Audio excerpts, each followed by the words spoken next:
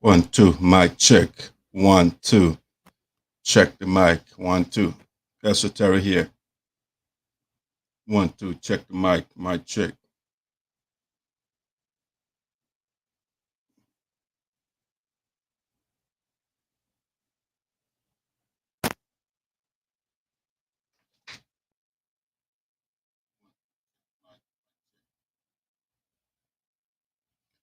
One, two, mic check. Check the mic. Esoteric. Try to make sure sound is good.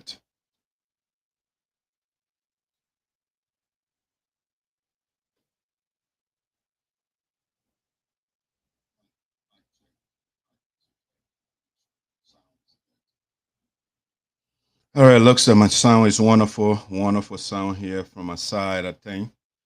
If you're over there following, please give a sound.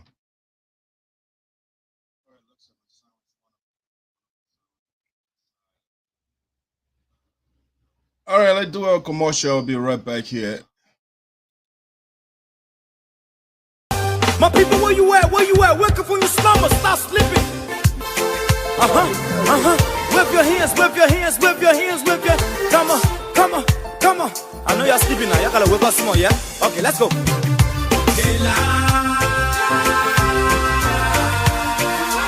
people fool us.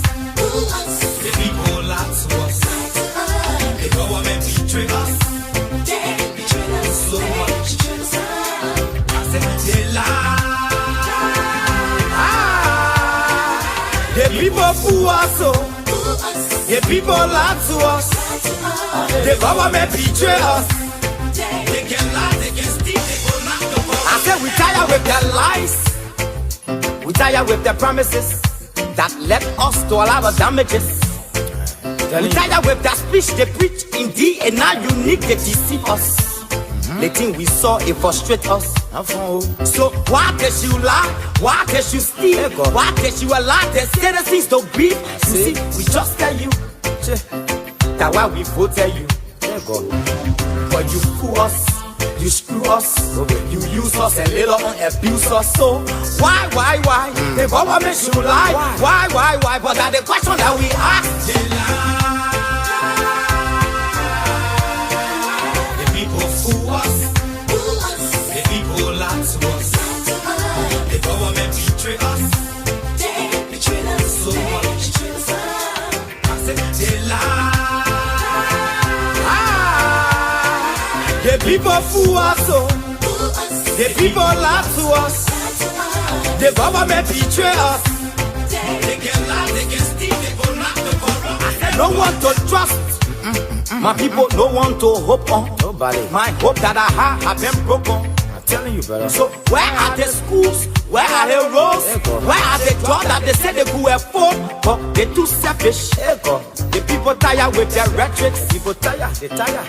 You see the reason why we ask why the government betray. They have enough of time, but yeah, then instead they delay. People suffer.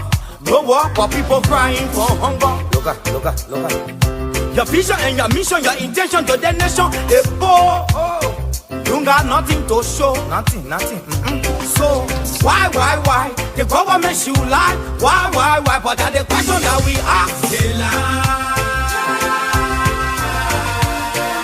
The people fool us. The people lie to us. The government betray us. They betray us so much.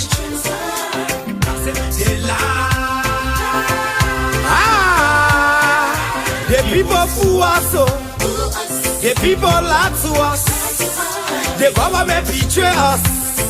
They can lie, they can steal, they will not go wrong.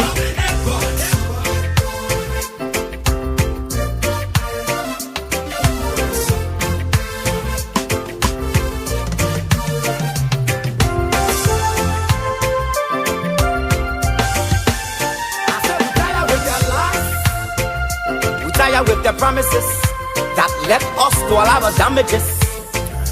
We tired with that speech they preach in DNA unique, they deceive us. The thing we saw, it frustrate us. So why can't you lie? Why can't you steal? Why can't you allow the citizens to beef? You see, we just tell you that's why we voted you. But you fool us. You screw us, you use us and later on abuse us. So why? The government should lie. Why? But that's the question that we ask. The people fool us. The people lie to us. The government betray us. They betray us so much. I said they lie.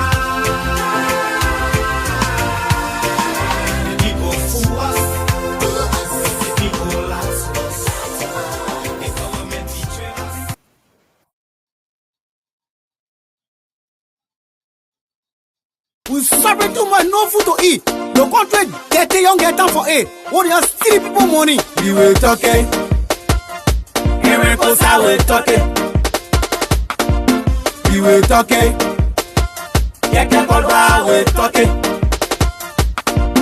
We will talk it. That's the long we talk it. We will talk it. Prophet Key will talk it. Prophet Key, force of the forceless. You're talking, papi. You will talk it. No food to eat. You will talk it. Make me crying. You will talk it. You are reclaiming all. You will talk it. Take a reprehab. You will talk it. That's a travel crying. You will talk it. Gasoline pre off. You will talk it. Come water. La $10. You will talk it. Black plastic bear, la $10. Blue plastic bear, la $20. One cup of red, la $50. Country get here, very high.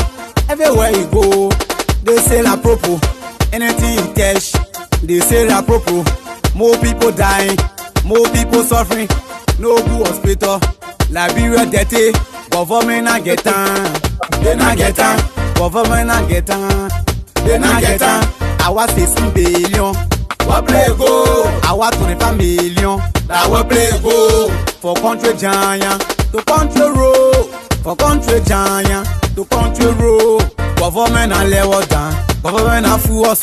Government and level down. Government and betray us. Government and fool us. Country high. Everybody complaining. Pimpin' rider complaining. Shoe shambo complaining.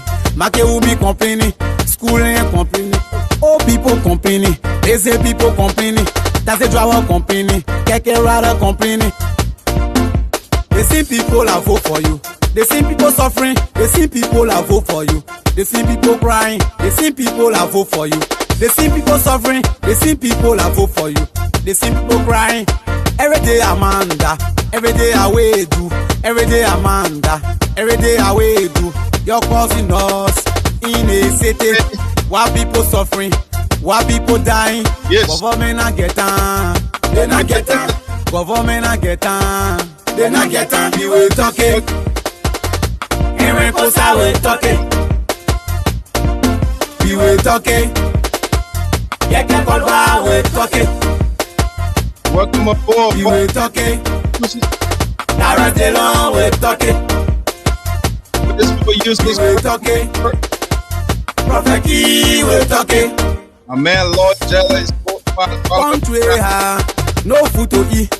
Country high, government just sitting, paying the horses. While old people suffering. See, Agbekugbe, government, carrying on the day. Agbekugbe, government, suffering on the day. Agbekugbe, government, carrying on slowly. Agbekugbe, government. That's 3C government. Carry one oh, that's 3C government. Suffering one oh, that's 3C government. Carry one slowly, that's 3C government. You are reclaiming one thing I know. We want peace. You stop the steering. We need peace. You stop the building. We want peace. Control the rate. We need peace. You clean the city. We want peace. CC government, they are all for fun. Government get lie. Judge we are government. So raw, so criminal. You don't know your function as a president. Where are the job? Where are the school? Where are the salary? No more pay. You say teach for hope. Now nothing for death. Hey go, my life you're sorry oh. They make out to four for nothing. Now know a function. You not even know a left and right. The seriously government. We will talk it. And when Kosa will talk it. We will talk it. Get the Kolba will talk it. We will talk it. Tarpeh Delon will talk it. We will talk it. Prophet Key will talk it. Hey, Joe, we are government. She said, you take power. First 1 month, the country start crying on your knee. For pro to all row. Oh dear, going to say country jam. For country jam to country row. She wants your government. Shout out to all my bravi that talking for the poor people. Henry Kosa, Tarpeh Delon, Yeke Kolba. Shut the pied.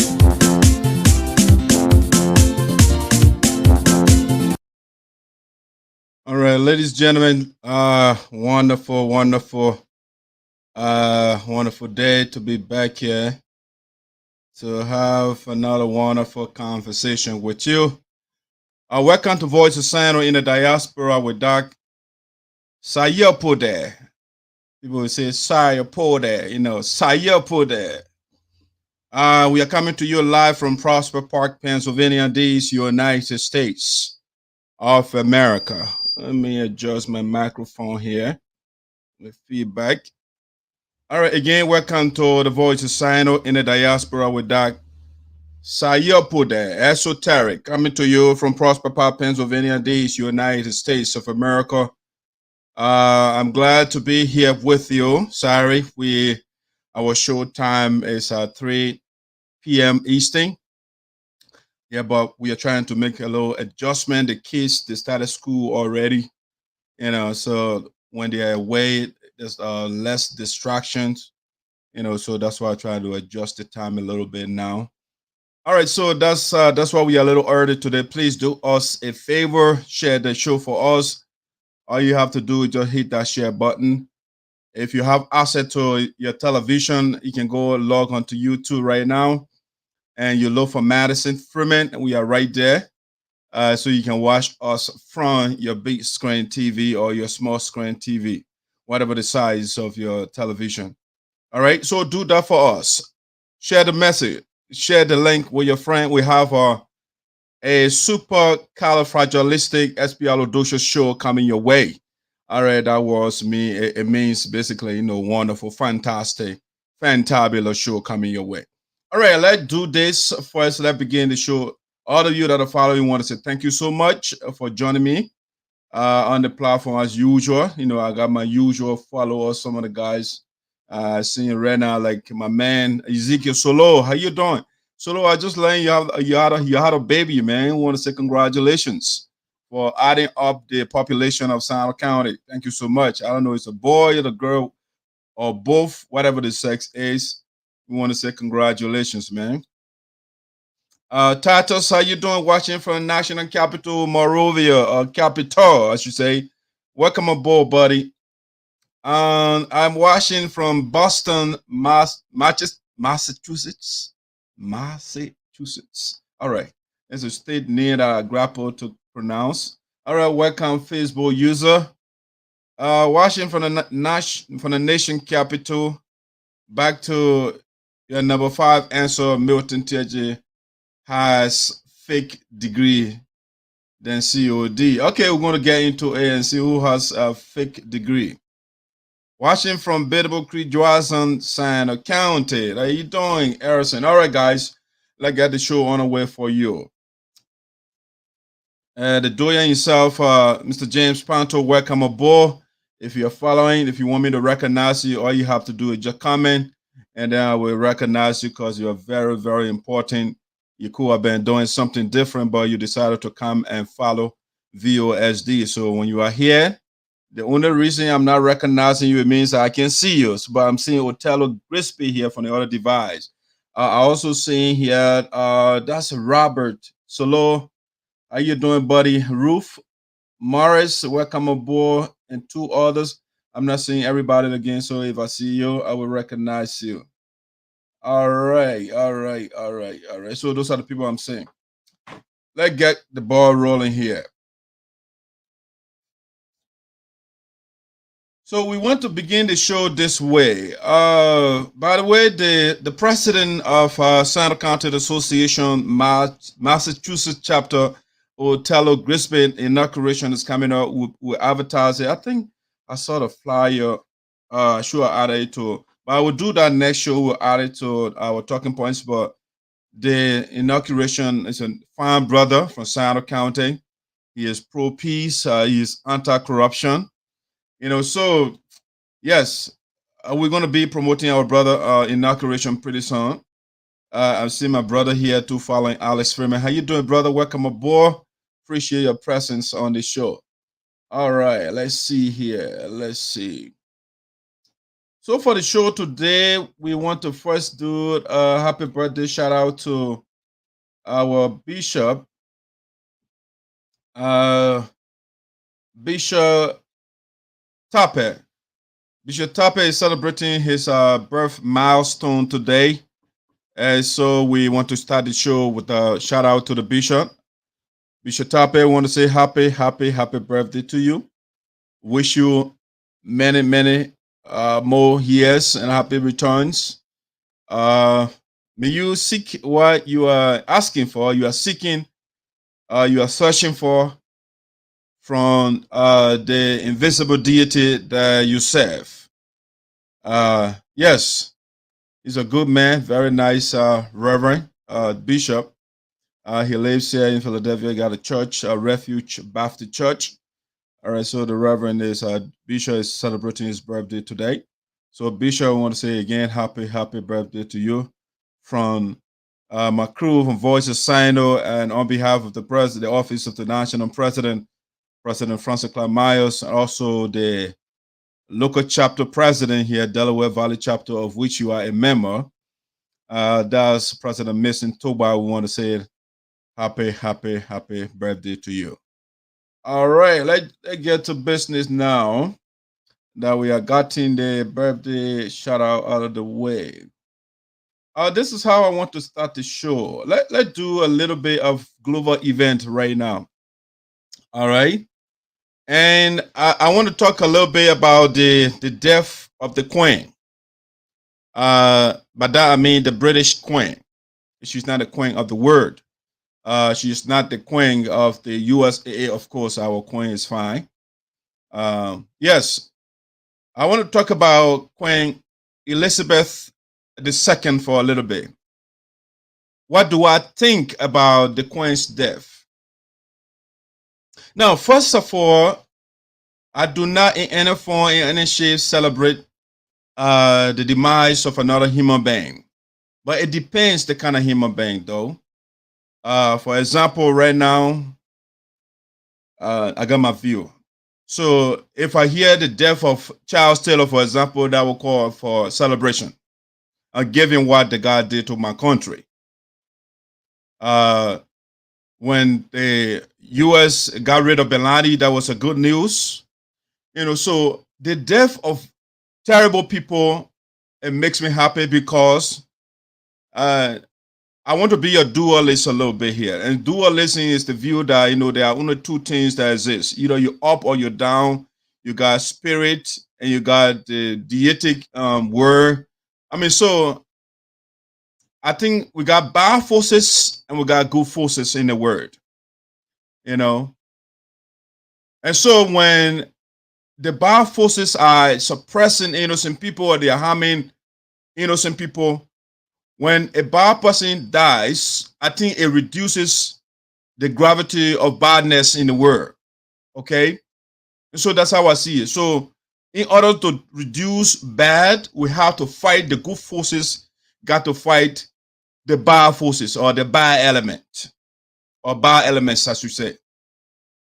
And so from my perspective, from my reading of history, the royal family, they committed atrocities on the continent of Africa. The slave trade, the royal family, the kingdom of the British kingdom that was led by the Queen and the King. these people, they fetched our people from Africa, and they carried them all over the world, the Caribbean, other parts of the world, to make them into slaves. And they enslaved our people. And so the death of the queen, for me, it doesn't bring me joy. It is a way of reducing harm in the world. The generation that she represented, when you read the history of the royal family, who has heard about what they call race, R-A-C-E? You know what that means? It means Royal African Company of England. That's what it means, race. Royal African Company of England. That was the company they were using to haul slaves, to do slave trade. They used to go to Africa and fetch our people in the millions and carry on various plantations to have the wealth that they have today. And so, at least one bad person is gone. If you look at even the budget, the way the queen or the royal family, the way the guys are living in England, you got millions of people on planet Earth that are suffering. Even like just say England, for example, millions of poor people in that place. But these people, a small group of people, they are living lavishly. They are living, this opulent lifestyle. And people are suffering. And in the name of being a queen, in the name of so-called royal family, people inherit wealth just on the basis of their heritage. You have to understand the history of the world, the monarchy. In the 21st century, you don't need a monarch in the first place, whether it is in Africa, whether it is in Europe, wherever you have monarchy, is unacceptable. Monarchy is where one family or one person rules. So do you have the royal family? It's just astonishing. Let me show you this document, right? Let me show you a little bit of how these people, they are living. They are the biggest welfare recipients in the world. They do nothing, at least to me, based on what because when you earn that kind of money, you are either a business person, if you do the business with our people before. But now, what kind of business are they engaged in when you talk about Jeff Bezos, you talk about Elon Musk, you talk about Bill Gates, you talk about Duncan from Africa? Those guys get money because they are business people. But the royal family in England, they are the biggest welfare recipients in the world. They get money for just parties. The queen will just pour these huge amount of money just for the woman to have party, for them to decorate and refurbish the so-called palace. And children are now in school all over the world. You got hungry people, and they are giving these people money based on taxpayer money. You're talking about poor people that are doing housekeeping, that are doing all these nasty jobs, and they're paying taxes. But then few people are enjoying the money, millions of dollars. So the death of the queen, it doesn't bring me sorrow. No. Given the history, if you want me to celebrate you, I must look at your record, and your record should speak good about you. And so while you are living right now, do things that will make me to celebrate you when you die. You do not become a good person when you die. No. Death does not make somebody good. When you are a terrible person, you die, you're a terrible person, you still remain as such. So I see people, they want to be sympathetic. Oh, the queen, may her tomb rest in peace and this, that. I wanted to say, may her soul rest in hell. Given what the people did to our people, and up to now, it's economic suppression that is going on in England right now. These people are just enjoying the money. Let me show you a document I want to show you quickly, so we can get off the topic here. But I couldn't let this go. There's injustice everywhere, and few persons they are enjoying. Few persons are enjoying the poor people, the taxpayer money. Let me show you this document. Let me make it bigger for you, So you can see they're their own reporter. I'm not the one that made a report. Their own royal family report. They put on the internet. So let me show you this. Let me make it bigger. All right. Let me just put myself in the picture. I want to make it smaller. All right, let me just zoom it a little bit so you can see what I'm talking about. Make it a little bigger so you can see.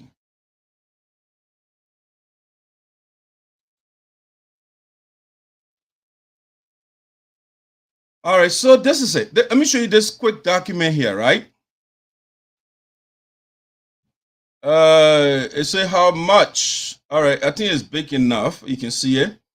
So if you look at here, it says how much does the royal family cost the British taxpayer?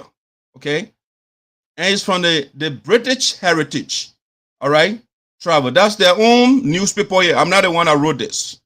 How much does the royal family cost the British taxpayers? All right, and this is a recent article, September 9, 2022. You can see right there. And it says here, a financial report revealed that the royal family cost the British people 102.4 pounds. 102.4 pounds. Okay, million. We're talking about millions of dollars. Million pounds.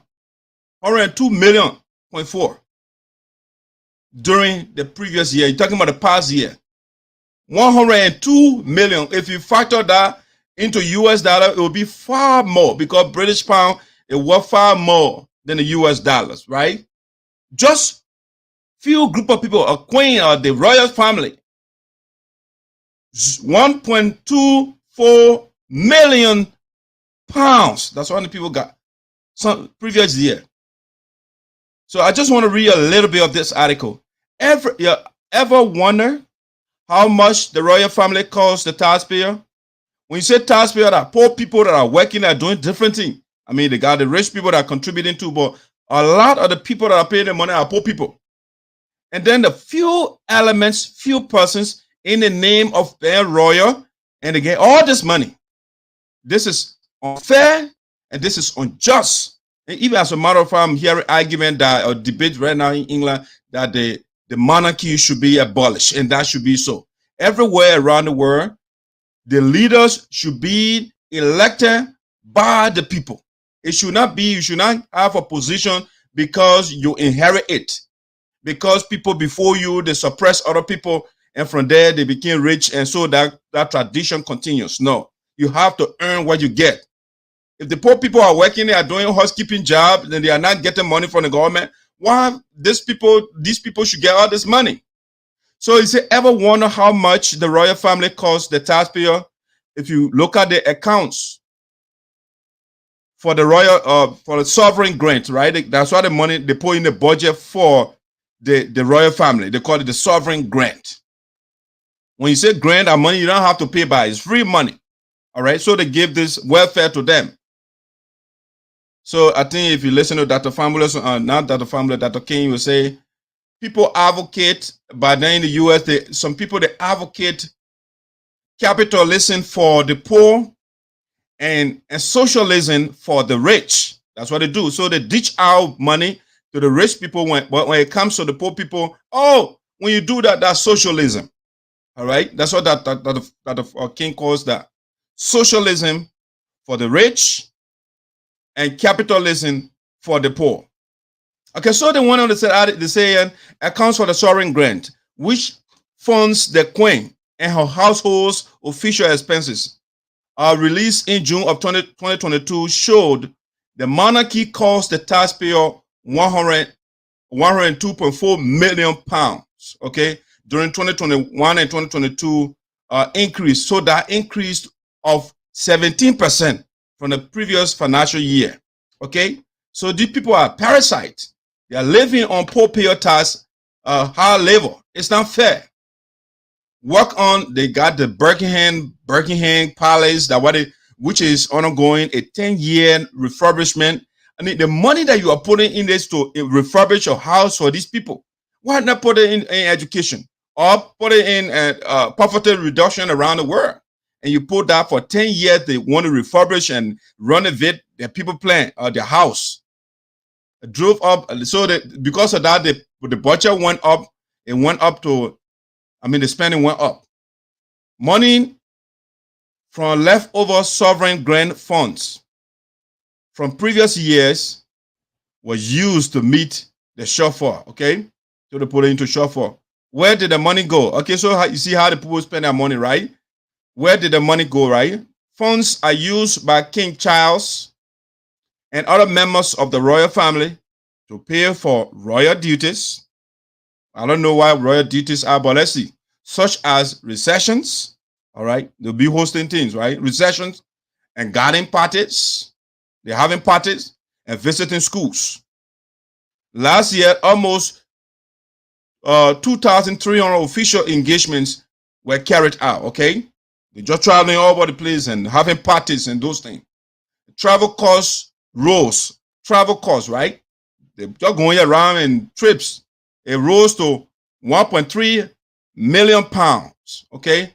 So from 1.3 million to 4.5 million. How much do people they are really, they are living lavishly on the backs of poor people.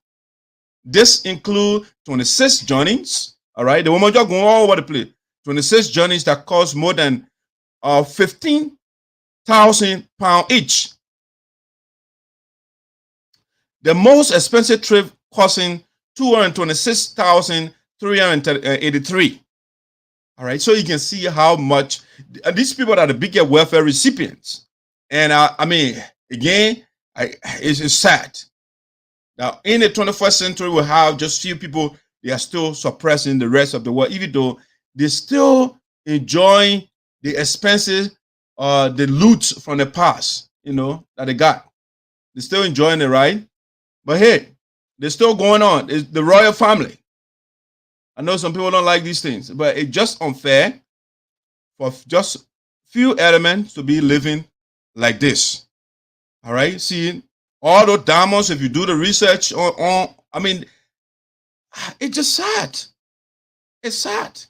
And all these things, they're looted from Africa. Just do the research. I'm not making anything up here. All these things, they are from Africa. They looted from us.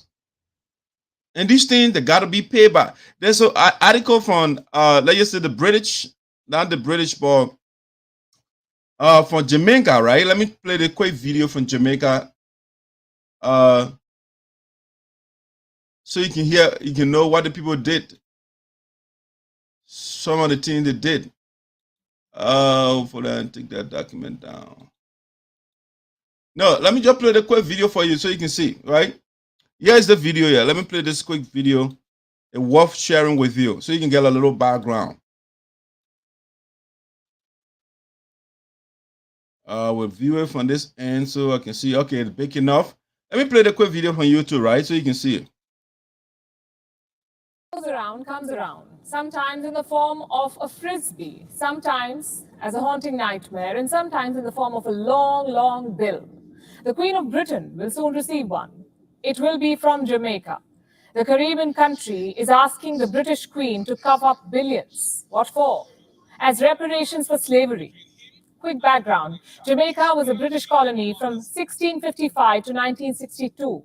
The colonizer introduced sugarcane cultivation in Jamaica, and to support it, Britain introduced slaves. People were stolen from their homes and forced to work in the field. Many were shipped across to other countries as part of the transatlantic slave trade. In 1662, there were 400 slaves in Jamaica. By 1734, the number became 86,000. Between 1702 and 1749, nearly 300,000 slaves were imported to Jamaica. More than 100,000 were exported. It was only in the year 1807 that the British Parliament abolished slave trade, and it abolished slavery in 1837. By then, Britain had abducted and enslaved at least 12.5 million people. 12.5 million people enslaved. 12.5 million people. Think about that. Think about it. Many of them were Jamaicans. In 1833, Britain paid off 46,000 British slave owners. They were given 20 million pounds. They paid the slave owners, not the enslaved, their family. The slaves master, they paid those people millions of dollars. Slave owners. Think about it. Almost 40% of that time's annual budget. What was this money for? To compensate for the quote-unquote loss of human property. All right? Because that's how they took us back then. We were considered properties, So they have to compensate the slave masters for loss of human property, for their properties. They took their property because they abolished the slave trade, and so they took the people properties away. So they have to compensate those slave masters. Think about it. That's the history of the royal family. About these human properties themselves, what did the government give them? Forget compensation. Did Imperial Britain even offer an apology to the slaves and their families? They were a good for no apology, nothing else. The legacy of the slave trade still stings Jamaica. The country has been asking for justice for some time now. In 2015, then British Prime Minister David Cameron visited Jamaica. Jamaican leaders asked his government to pay reparations. Cameron was told to atone for the historical sin. The Prime Minister refused to even offer an apology. Here's what he said instead. Imagine, he refused to apologize to the people. In the modern day. David Cameron told Jamaica to move on. All right, that's good. They can pay the slave masters, but they told Jamaica, you know what? Y'all move on. Yes, y'all move on. It's happened. We did it to y'all, but y'all move on. Reports published around that time revealed why he may have been so anti-reparation. Turns out one of Cameron's own family members was among many slave owners to have received compensation for loss of slaves. Jamaica did not give up its fight for justice, though. The Culture Minister recently said, and I'm quoting, "We are especially pleased to announce that we have made further steps in our strides towards seeking reparatory justice for the victims and descendants of the transatlantic slave trade." The petition is being presented to the Queen of the UK and/or the government of the UK. Now, we don't know how much Jamaica is asking for exactly, but here's what we can tell you. Britain has a history of denying reparation. In 2014, a coalition of 15 Caribbean countries presented a compensation plan to the UK. They wanted reparation for slave trade. A YouGov survey at that time found that 46% of the respondents in the UK opposed reparations. What about the government? The Foreign and Commonwealth Office said reparations are, quote-unquote, not the answer for the legacy of slave trade. May I then ask, what is? What's the answer for the legacy of slave trade? After the Second World War, Germany was made to compensate for the damages. In the years since, several companies have had to cough up money for oil spills, for nuclear power plant leaks, for gas leaks, for accidents. And here we are talking about millions of people being abducted and enslaved, but Britain refuses to atone for its inhumanity. And FYI, reparations for transatlantic slave trade could add up to $14 trillion. Of course, the UK refuses to pay. Just like it refuses to return stolen goods. All right, stolen goods. I mean, you can see, so when people are, may I saw rest in peace. No, the Queen saw you rest in hell, if hell exists. Kohinoor, or Ethiopia's manuscripts. Treasures from British colonies decorate the crown and its properties today. They hang on the walls of its museums and palaces, and the UK sees nothing wrong with any of this. It feels no shame or the moral obligation to at least be apologetic, to at least apologize for its historic plunders. Today, Jamaica is setting a trend. It is asking for compensation for historical wrongs. Compensation it is entitled to. Compensation that 54 Commonwealth nations are also entitled to. The Great Britain ruled them all, looted them all. You see, the British Empire was the largest the world has ever seen. It ruled over parts of Africa, Asia, America, Australia, and New Zealand. It squeezed all of them. From Africa, it abducted, trafficked, and enslaved people. Stole Benin bronzes. From Greece, it stole Elgin marbles. From Ethiopia, manuscripts. And from India, it drained $45 trillion. Imagine that. The poor, they have fun. It is time for reparation. And while the world comes together to make China pay, it must not forget to also demand accountability from the British Crown. WION is now aware. All right, so guys, I just wanted to give you a little bit of history. Maybe things that you do not know, but this is a little bit a tip of the iceberg of these people. You know, they didn't do justice to us. But people are celebrating, oh, may your soul rest in peace. No, your soul rest in hell. Yes, you don't treat other people like that. All right. So that's something that I wanted to start the show with. And so that we can get a little background. That's my perspective. Yes. The people that, just the same way I see people in Liberia, they celebrate, they celebrate Taylor and those warlords. I can't celebrate those people. Yes. Those people should be brought to justice. So whether you are a British monarch, you are African monarch, you are African king and British king, if you are not earning your resources through your labor and through the suppression of other people, I don't celebrate you. No. So may the soul of the queen rest in hell. All right. So let me get to something else that I want to talk about today on VOSD. That's the first thing we wanted to start the show with. All right.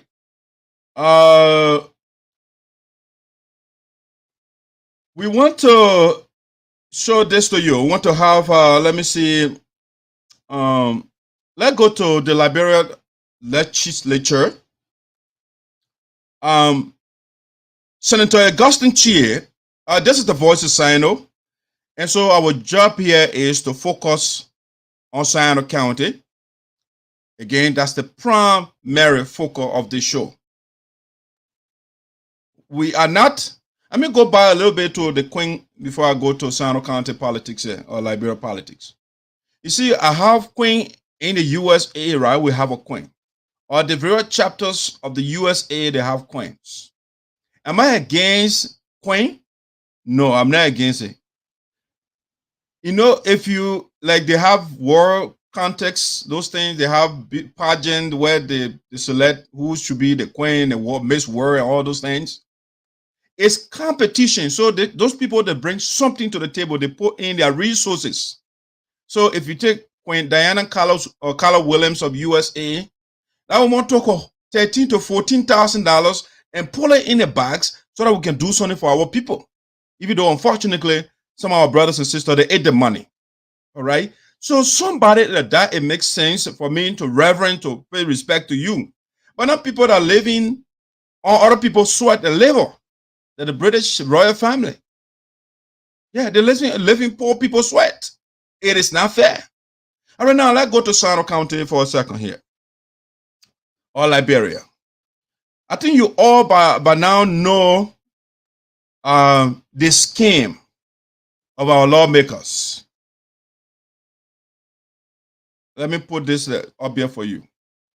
Their recent scheme, you know, these guys, every time they find, when you say a scheme, right, it's a plan to accomplish something. It's a strategy put in place.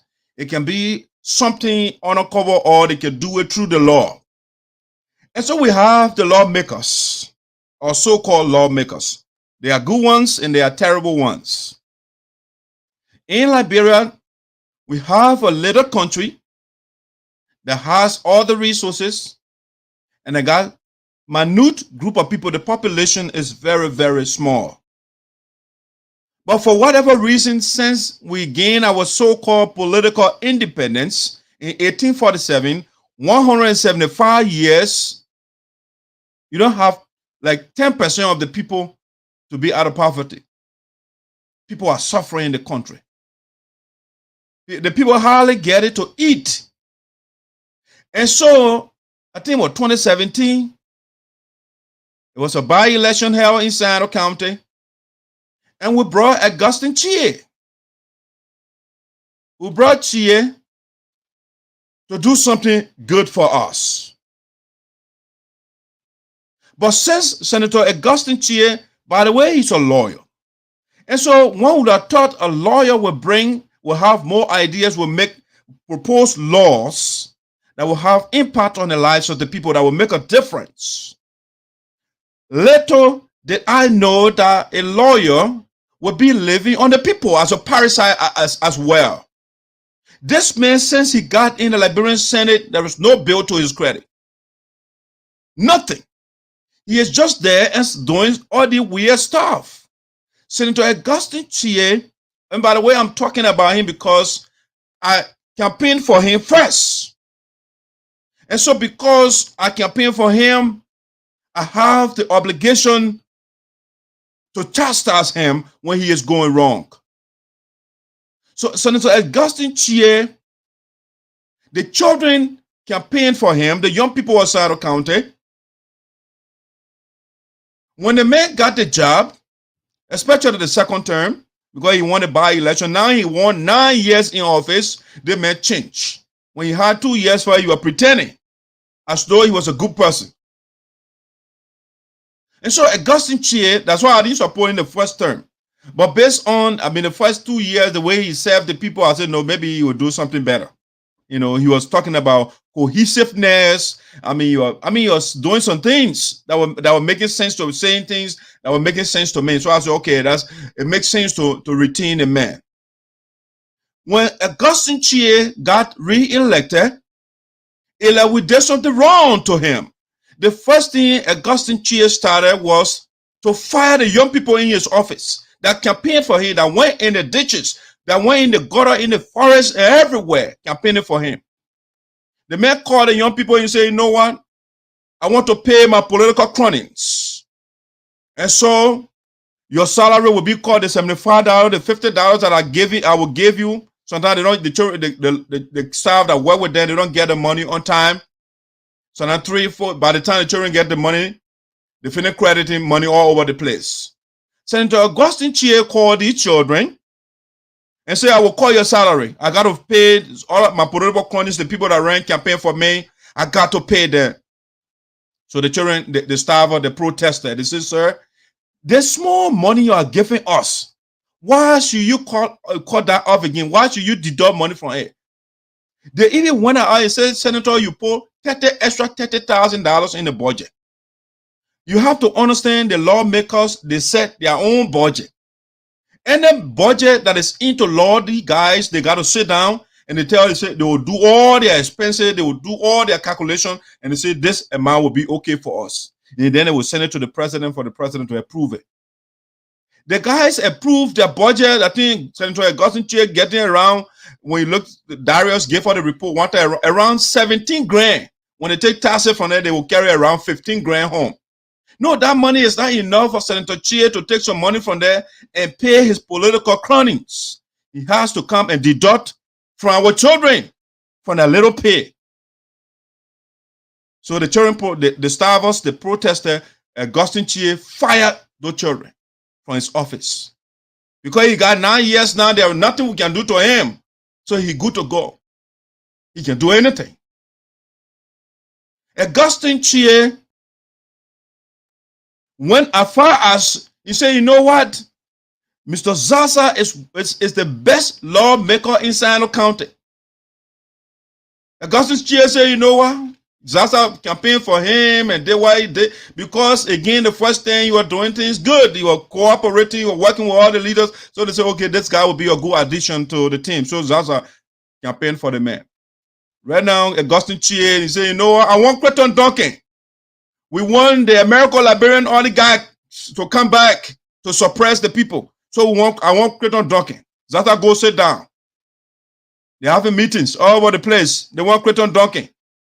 And Crayton Duncan cannot even tell us, when the journalist asking and says, sir, you say you're building mansion, you're building all these things there in Sinoe County. Where are you taking the money from?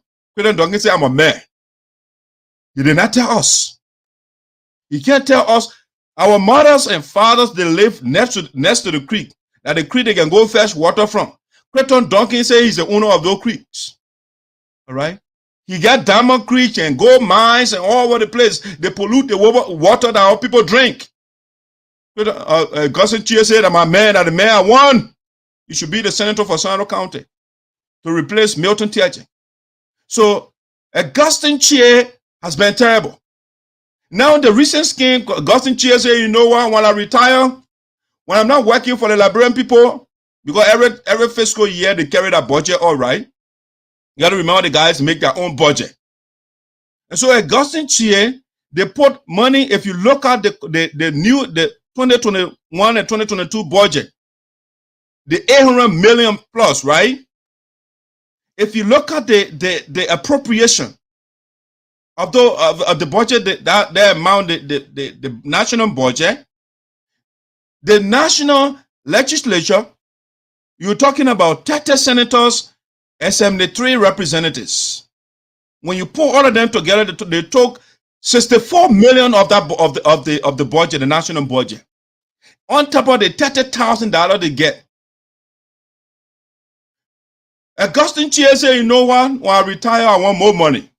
So every year we'll increase our budget. When I leave office, the highest pay, the money that we're getting, you'll give me 50% of that while I'm sitting home and enjoy, so I can enjoy myself. Imagine. So if the man say he wants 50% of his own income, 50%. What Augustine Chea wants right now. That's what he's advocating for. And that's what Augustine Chea, that's what we're saying in the Senate. To go and put money and get this scheme in place. And they said they're working for, no, the man is working for himself. He's going down when he leaves so he can be living comfortably because he's seeing some of his friends that were in government before. When they got out, they are poor. So Augustine Chea, then they find a way when they leave so they can still get money from the poor people. So Augustine Chea is a terrible lawmaker. Let me read a little bit of what they put on the top of the cover page of the act. They say an act adopting an integrated pension and benefit scheme. Okay, it's a scheme, right? It's a legislative scheme. It's a strategy, it's a ploy to loot from the people. So they call it a scheme. For certain categories of officials. All right, not everybody, but certain people in the Senate. Certain categories of officials of the government of the Republic of Liberia, and to repeal and or amend certain portions of Title 19.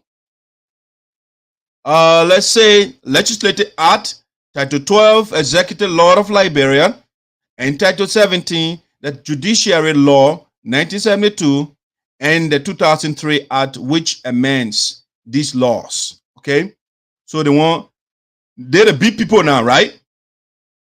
People are suffering in the country. No roads, no electricity, no clean water. I mean, it's a mess in the country. Every day when the mothers and fathers, when they wake up, they find a way, they're thinking how they can get a first cup of rice. But Augustine Chea is saying, you know what, when I leave, I want 50% of my income so I can get it every month because I serve the Liberian people very well. No, sir. And there's something they put in here. Let me show you a little bit of what they put in here.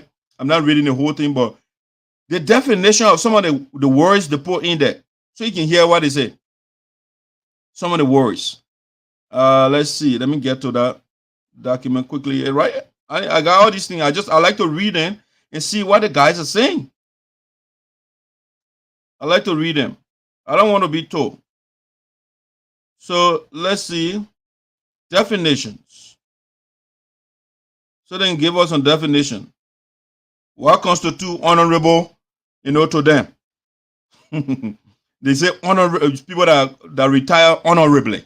Okay, let's look at definitions here they put in the act. Certain words they define for us. So they say here, definitions in this act, right? Unless the context otherwise requires. It said act means the integrated pension and benefits scheme of 2022 be annuity. So annuity, it means the pension amount paid annually to a retiree.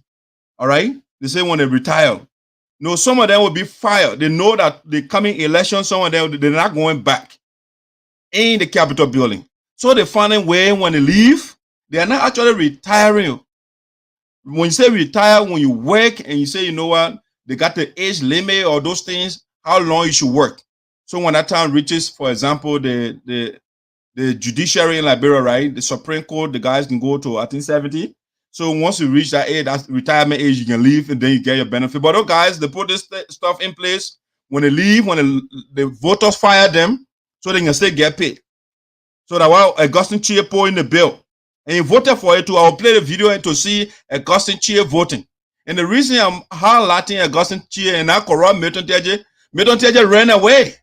He would have voted for it too. Milton Teahjay would have voted for it, but trying to vote, Milton Teahjay ran away from session. So that I can't get him. So Dax, I can't bring him back here. But undercover, he in support of it. So this is what they say government. I don't want to define government here.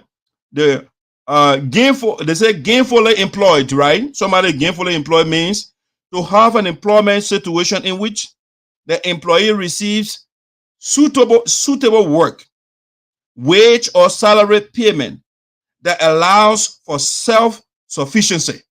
Right? That's how they define gainful employment.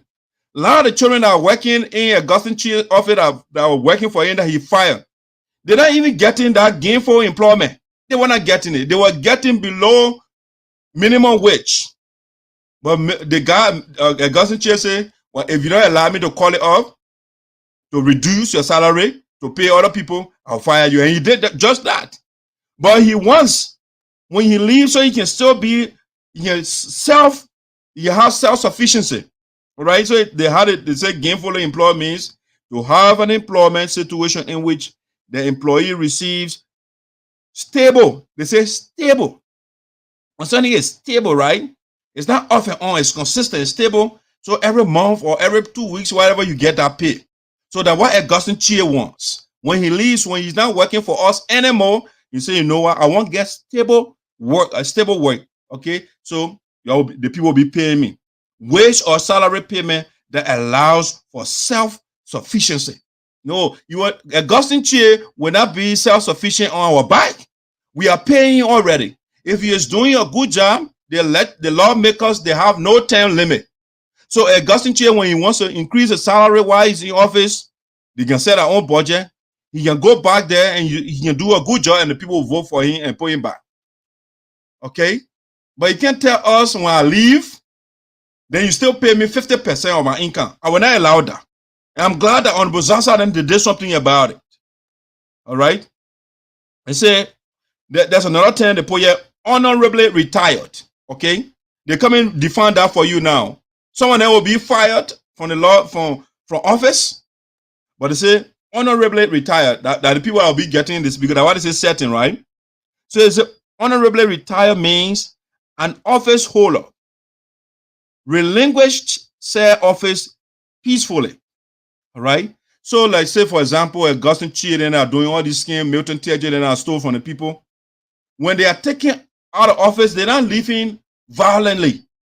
They are living still peacefully. They're not causing any harm, according to them, even though they cause economic harm to the people. But they say, honorably retired means an office holder relinquished said office peaceably when his or her tenure or appointment expired, or leaves office for reasons such as ill health or voluntary, not forced resignation. All right, so when they resign, all those things, they should still get paid. After having been vested with term of years, or an office holder who has been vested with the term of years provided for retirement, but who was not re-elected to the same or other elective public office upon the expiration of his or her term of office. Okay, so Augustine Chea didn't want to leave. When they leave, then it's all the law cover us. We still get our money. So that's the man you send to the Capitol building. Augustine Chea is not seeking the interest of the people of Sinoe County. He is seeking his own interest. So now let's look at Augustine Chea then voting. Milton Teahjay ran away. He doesn't want me to bring him here, so he ran away. So let's bring the video when they were voting, so they can get money when they leave office. The work the senators are doing in Liberia, They can't bring nothing good to our people. They want to, they want to put money in the budget after the putting legislative engagement money and all those things. They still won't get more money when they retire. So let me show you this video. No, I'm not. It's not a cancer. Let me see. This is it. Report from the Joint Committee of Animals Commission and Judicial Explanation on adopted integrated education and benefit scheme for 7 categories of government of the Republic of Nigeria, and to repeat and amend certain portions of Title 12 federal law entitled 17 judicial law as amended in 2000.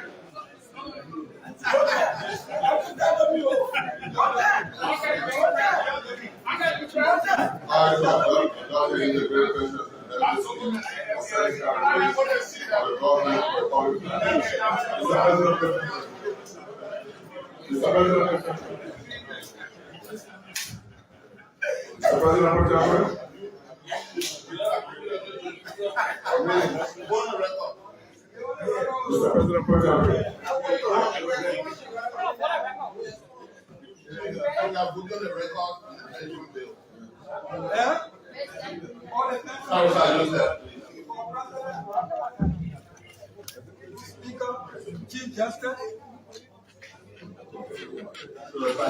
Oh, what did that? Yeah.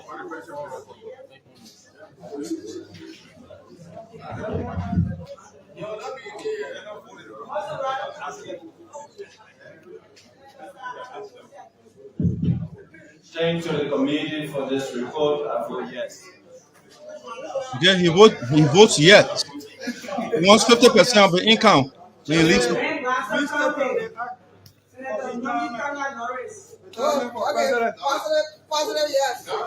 Positive yes. Okay? You want more money?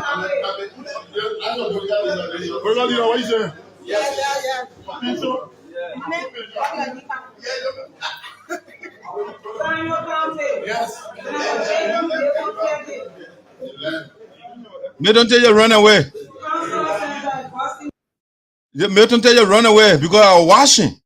And so he didn't want me to put you on record, but he's still part of it.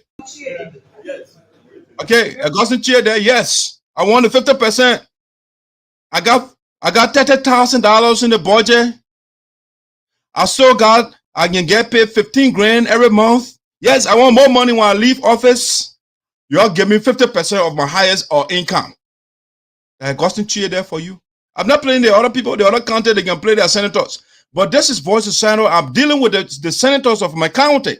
These diabolical guys that just want money and they don't care for the other people.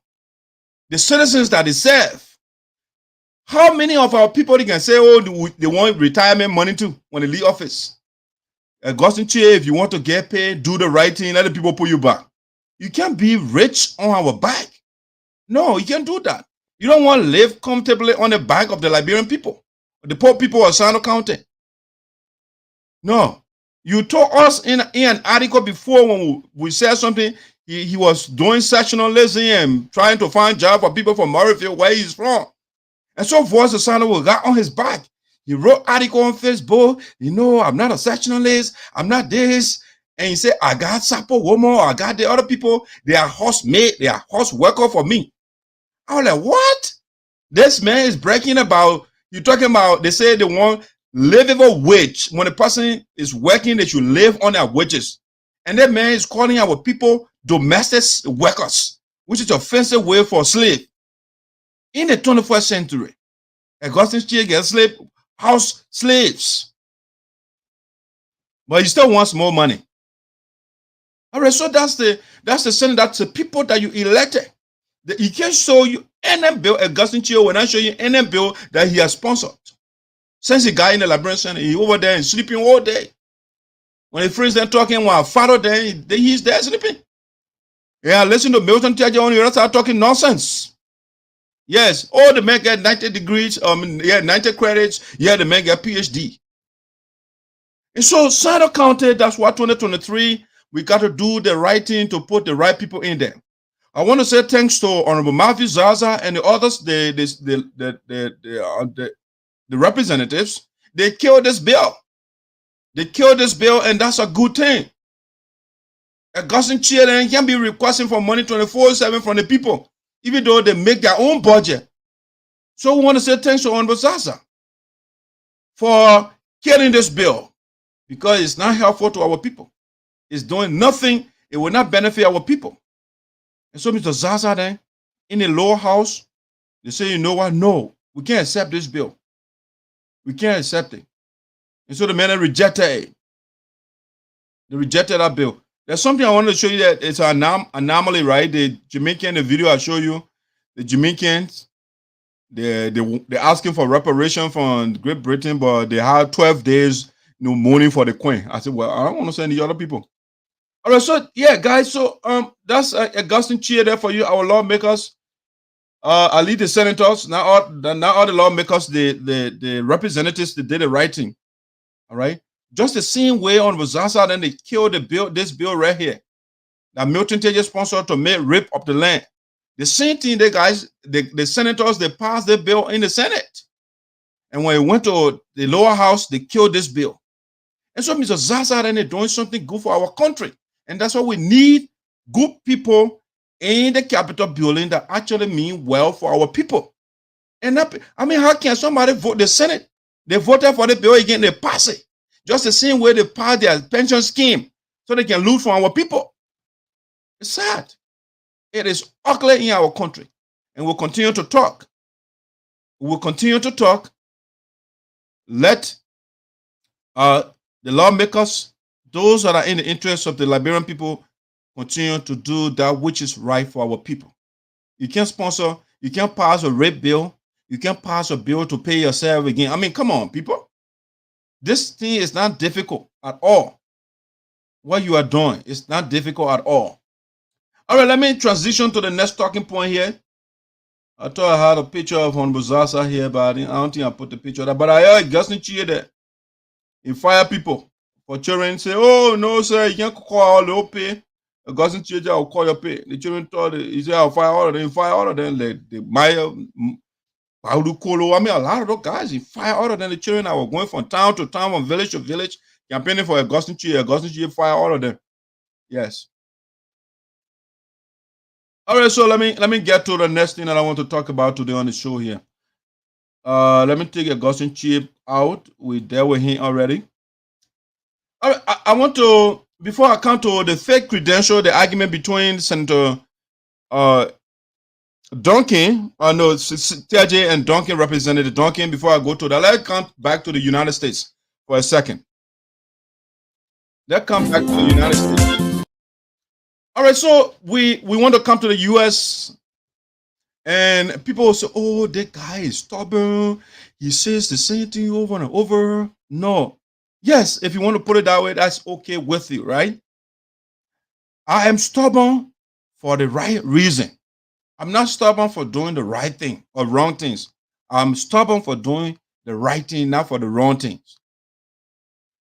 Just the same way I am fighting in Sinoe County to have good leaders, I will fight again the same way for us to have good community leaders. Again, the people that we see in the Capitol building, they started from somewhere. And we did not pay attention to what they were doing. And so when they get up there, if the mayor is not good, when you are at the lower level, you will not change magically overnight. No, you will not change overnight. So they say charity begins at home and ends abroad. While you teach, you start from your rudiment, it can go with you. So I want to talk about what I call Geleo Escalates the Balkanization of the Sarpo community. That is a big word, right? Geleo is Greene Geleo, the former president of the Sarpo Association, who time finished in office, and instead of living honorably, no, the man he is greedy for money. Both men will say he is avaricious. Yeah, he wants money, he doesn't want to leave power. He can't get his own ticket to go to Liberia. He wants to use enough for profit as a government. And so Greentown finished in office. And I understand the same argument is brewing now in the Grand General Association. These people want to overstay in power. When your term finish, you leave. If you want power, you run. But you can't fight and say, I'm not leaving office. And when the board takes action, then you divide the community. So Geleo Escalates the balkanization, the division, the segmentation of the community. He fragmented the community, and he continues to escalate that. That's what Greene Geleo continues to do. Now, Greene Geleo, if you don't know him, by the way, that the man that he's on Jocelyn back. This man continues. It was the biggest mistake for the gurus of our community to make this guy president without him fighting for it. If you don't fight for something, if you get it on silver platter, you don't know the importance of it. And so Greene Geleo does not know how the organization was established. He doesn't know. He just came with all money already in the account and say, what, good to go. No contest, nobody competed against me. So I will do anything to stay in power. So Greene Geleo started a confusion. He turned over, and for him to set up, obey his constitutional responsibility. Let me get my phone. The man refused to obey the Constitution. The Constitution says that Mr. Geleo set an election commission. The man said, no, I'm not setting an election commission. The boss said, well, the organization got to function. So they brought the negotiating team, they brought the Grand General Association superintendent, the elders intervened. The man said, to hell with all the elders in the community. I don't get time for all of you. Different community organizations came in. They talked to the guy, the Sarpo Community, the Queen. She got a group. They talked to Greene. Greene Geleo said, hell no, I'm not listening to you. The concerned member put together, led by Idepoa and Klaru Mane and other people, Greene Geleo said, I'm not listening to you guys. Y'all pull it up and bring it down. I'm not listening to anybody. Okay, sir. How do you want us to get a leadership for the organization if you don't want to set an election commission? Well, the man refused. He reneged on his constitutional responsibility. And the Constitution says, in the absence of the General Assembly, the board is in charge. So the board sent the board. Greene was not listening to the board. You were not listening to the elders. The board said, well, sir, after all, your time finished. And you don't want to obey us. And so, well, since you are going to Liberia and you send a letter to us and you want $7,000 and you want us to do anytime you send budget to us, we should say, yes, sir. We are not doing that. Before we approve the $7,000 you sent to us, Greene Geleo, account for the $10,000 COVID relief package that we give you. Give us accounting of it. What did you do with the money? Did you give the money to our people back home? The man did not get the money. He did not give accounting of the money. In addition to that, he said, I want to go Labrador to go there, so I want additional $7,000 United States dollars. So the board said, well, sir, we don't have problem giving you the money, but account for the $10,000 we'll give you first. So they rejected a proposal. Greene Geleo went in the account and still took the money. He called his supporters on a teleconference. And he knows the Constitution. He told Slavicne, y'all go through the Constitution, all the problems in it, let's fix your problems. And so Slavicne then went to work and said, before a dime is taken from the account, a voucher should be sent to the board of directors. And the board of directors should respond in 2 weeks. If the board does not reply in 2 weeks, that budget is considered automatically approved. Greentown was over in office. He sent a budget the same day, the same hour. The people reply and say, sir, carry the voucher back. We have to settle outstanding issues first. Greene called emergency teleconference of his members, his supporters, the people that support him. Greene called teleconference. And the Constitution is unambiguously clear as to how money should be taken from the account. The Constitution did not say people on a teleconference constitute General Assembly. The Constitution that Slavicne work on, they said the General Assembly equals people sitting in convention and not people sitting on a teleconference. Greene Cole Geleo, because he wanted money, so the man put the constitution one way. He called his supporters, they gathered in the garage while drinking liquor, and they say, they called teleconference. Let's vote on the president budget to Liberia. No, sir, that's not how it's done. The process is you send a voucher to the board of directors, and they should approve it or don't approve it. They get a time limit when they should approve it. When the time expires, you take the money. They didn't Slappy Snake, they not say Greene Cole Geleo call a teleconference and let the people vote and give you money or not to give you money. Greene Cole Geleo, because of avarice, because of greediness, he wants money. So he mutilated our constitution. And that's how the conflict, I'm just giving you a little bit, I'm not giving the rudiment. When I go back where the man sent first, when you are going to Liberia just to dance, the man sent 12,000 budget to the board of directors. And they say, Greene, why you need 12,000 for a community organization where people paying a little thing, I mean, that $5, why you need $12,000 to go to Liberia? Obaku went there, will gain $3,000.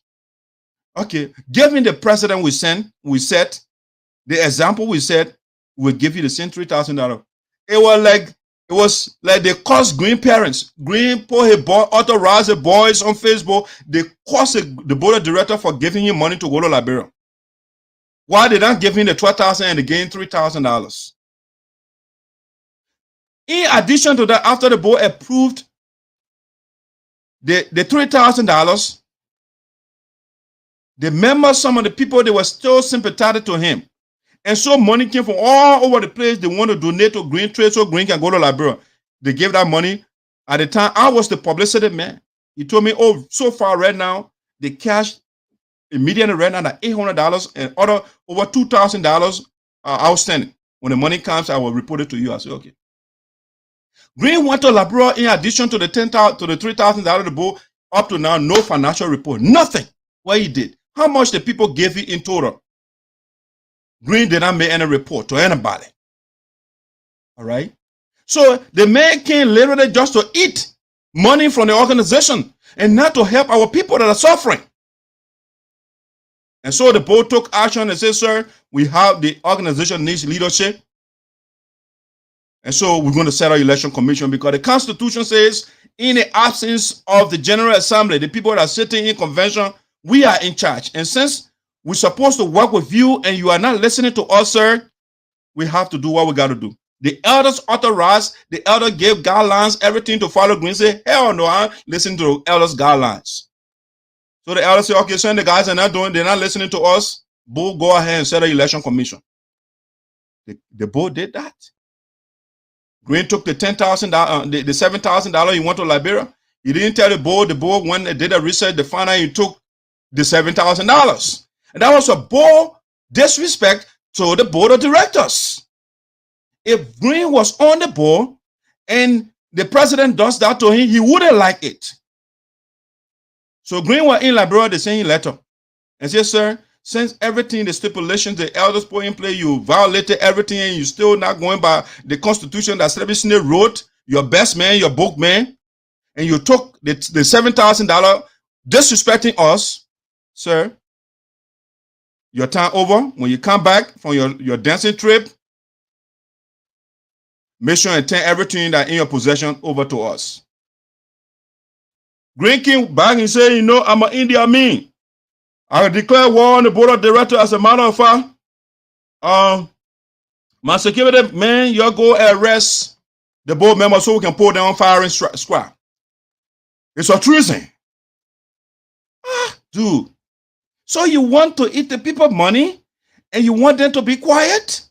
Nothing should be done so that when we go to convention, because when we go to convention, the members will ask, what did you do with our resources? And they will have nothing to say. They will say, oh, Greene will say, oh, I took the money, they didn't order me, they didn't say anything to me. Greene would be exonerated, the board would be in problem with the people. So it was the strategy that Greene was playing. He didn't want the guys to take action so that he will go to the General Assembly and pit the board against the people. It was a strategy. So now they wrote a letter, Greene got angry and said they fire him, going on propaganda. The man divided the community and he continues to do that.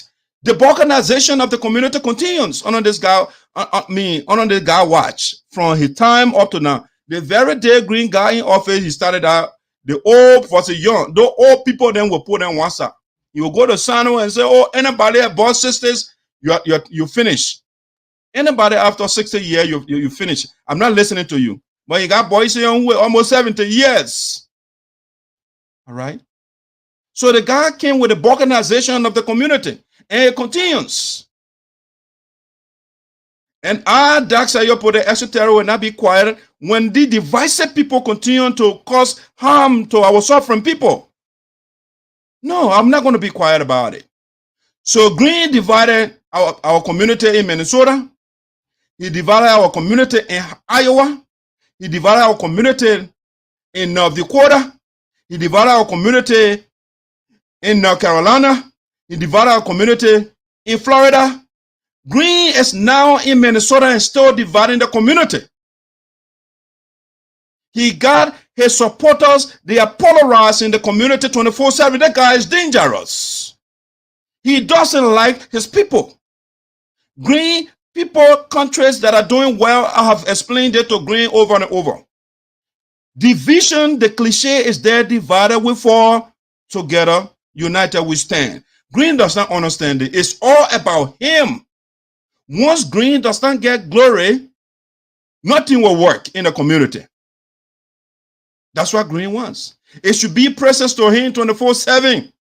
Okay, organize your own organization and leave the community stuff. Before you even become president, the man should hire your own NGO. Instead of coming in the community, like John Talley hired his NGO in, you got African Assistance Program. The man was doing your own thing. Nobody bothers John Talley. But this guy, he loves money to the point where he say, you know what? That guy would be, I'm talking about NGO. The man wants to go to Iowa, he was saying he want presidential allowance. It's nobody before him got that before, but he wants allowance 24/7. When somebody speaks about it, he gets angry. He authorized his boys to curse people out. They will get on, one of this guy watch when we get on the teleconference, they're cussing. Because you don't have dissenting opinion. Once you disagree with Greene and supporters, that whole teleconference will be hijacked. All right? And so Greene now continues. Now they say they established another organization dividing the Sarpo community in Pennsylvania. That's what Greene on right now. And he is on Facebook and celebrating these things. He's celebrating division. And Greene lives in a country called the United States of America. But Greene is preaching division 24/7. He's dividing your community. His brothers and sisters will be in the same room with him. He will not speak to them because he has the grudge in his heart that he carries around 24/7. Sir, the presidency is not meant for you. If you want to go to election, they give you the opportunity to go to Florida and go contest. If you win, you remain the president. Greene said, I'm not going to Florida. He does not have the constitutional authority to establish where convention should go. Greene said, I'm the president of the United Sarpo Association. He set up another convention in Minnesota. Under the banner of the United Sarpo Association. Greene reported to us they raised $60,000 up to now. Greene had not made report to us. What did you do with the $60,000, Greene, that you raised? No accountability. He had a SADA convention the other day. No, okay, it's not under the USAA watch. But what happened to our $60,000 that you say you raised as a president of the United Sarpo Association? The guy is about eating money. He reported only $40,000 left in the account. What did you do? We don't see any project in Liberia that was built by SADA. We don't see anything that is done in the United States by SADA. Nothing, nowhere around the world. Nowhere the guy can show anything. But he continues to divide our community so that they can give him money. This whole thing is about money-eating scheme. Greene divided the community even as far as he went to Liberia and divided the community. That's how bad the guy is. And now you're talking about taking 50% to Liberia. Okay, sir, if you have your so-called SADA in Liberia, why should you take 50% to Liberia to go break ground? Why can't you tell the people in Liberia, but the guy wants money? It's all about money here. Green does not mean well for the community. It's about eating money. So when you go into Liberia, you will send presidential allowance, you will send money, a budget to Kamala Ross, and they will give it to him without scrutiny. And so Green said he got Kingston Pioneering, like brother, Sada people there. But he can't authorize the people to break ground for him, for the mansion he wants to build. He wants to take 50% from here, just the same way the first time they carry 25 persons. And one county, they didn't get anybody over there when they went there. They went in the forest and they dressing in the forest. They get La Pasu there on. So the guy continued with the division. Green, the woman that put on his back, on her back, they continue to divide the community. And so now they came to Pennsylvania now, and they say they got another leadership here. They divide the community. The division continue on the God's watch. It's sad for us. And I see people supporting him. And they say, oh, you got your own, I get my own. I'm not going to leave you when you are dividing the community. No. It should be, there should be no your side, my side here. It's one Sarpo community, and that's what I want to see. So in as much you guys will continue to preach division, I'm not going to leave you alone. You are causing serious harm to the community. Our children that are back home, that are not in school, those are the people who got to be thinking about. Our mothers that need Tylenol, and you guys went to the hospital the other day, you don't get one bottle of Tylenol to our people. Nothing. But you continue the division here. You won't go there so they can beat drum behind you and you come back to the United States. I'm not going to leave these people alone until they bring the community back together. Green is not going to be left alone. Just the same way I will not leave Milton Teahjay and the politicians inside the county. Nobody's up the hook here. Nobody. So people can tell me, oh, the people get their own organization. I'm a talk show host. If you don't give me something to talk about, I will not come here and talk. In as much Green will polarize, you will organize the community, I'm not going to leave him. And Joyce saying, these people don't mean well for our people. How we say that women, if you look at the infant mortality rate in Liberia, is extremely high. The maternal mortality rate is extremely high. I mean, everything is a mess, but these people, they are on confusion 24/7. All the community organizations in the United States, they were referencing us before, until the guy came and damaged the whole community. And now you're talking about, oh, I will leave away. Dave Kuri, he wants to take 50% of Liberia. When they empty the account and he leave and say, oh, I will leave the same next year after he depleted the account. It's all about money. This is about money because he heard, oh, we raised $50,000. He said, well, I will stay on. And I told you in the last show, Green is not going nowhere. In as much he continues to divide the community, he's not going nowhere. Yes. So this is what Green did. Let me show you some example. Some of the people. You see, I saw this young lady here, Teresa Seli. Paulia Crowd posted on Facebook congratulating her as the president for the vice president for the dividers here in Pennsylvania. It is very sad. You see, not everybody who considers themselves your friend is your friend. If you look across history, especially leaders that were Congo, that were killed, they were killed by people that considered themselves friends. So Teresa Seli said, but then she was a friend of Francis Clark Myers. All right? The woman, she took her hat and put it on all of them, the Paulia crowd, no people.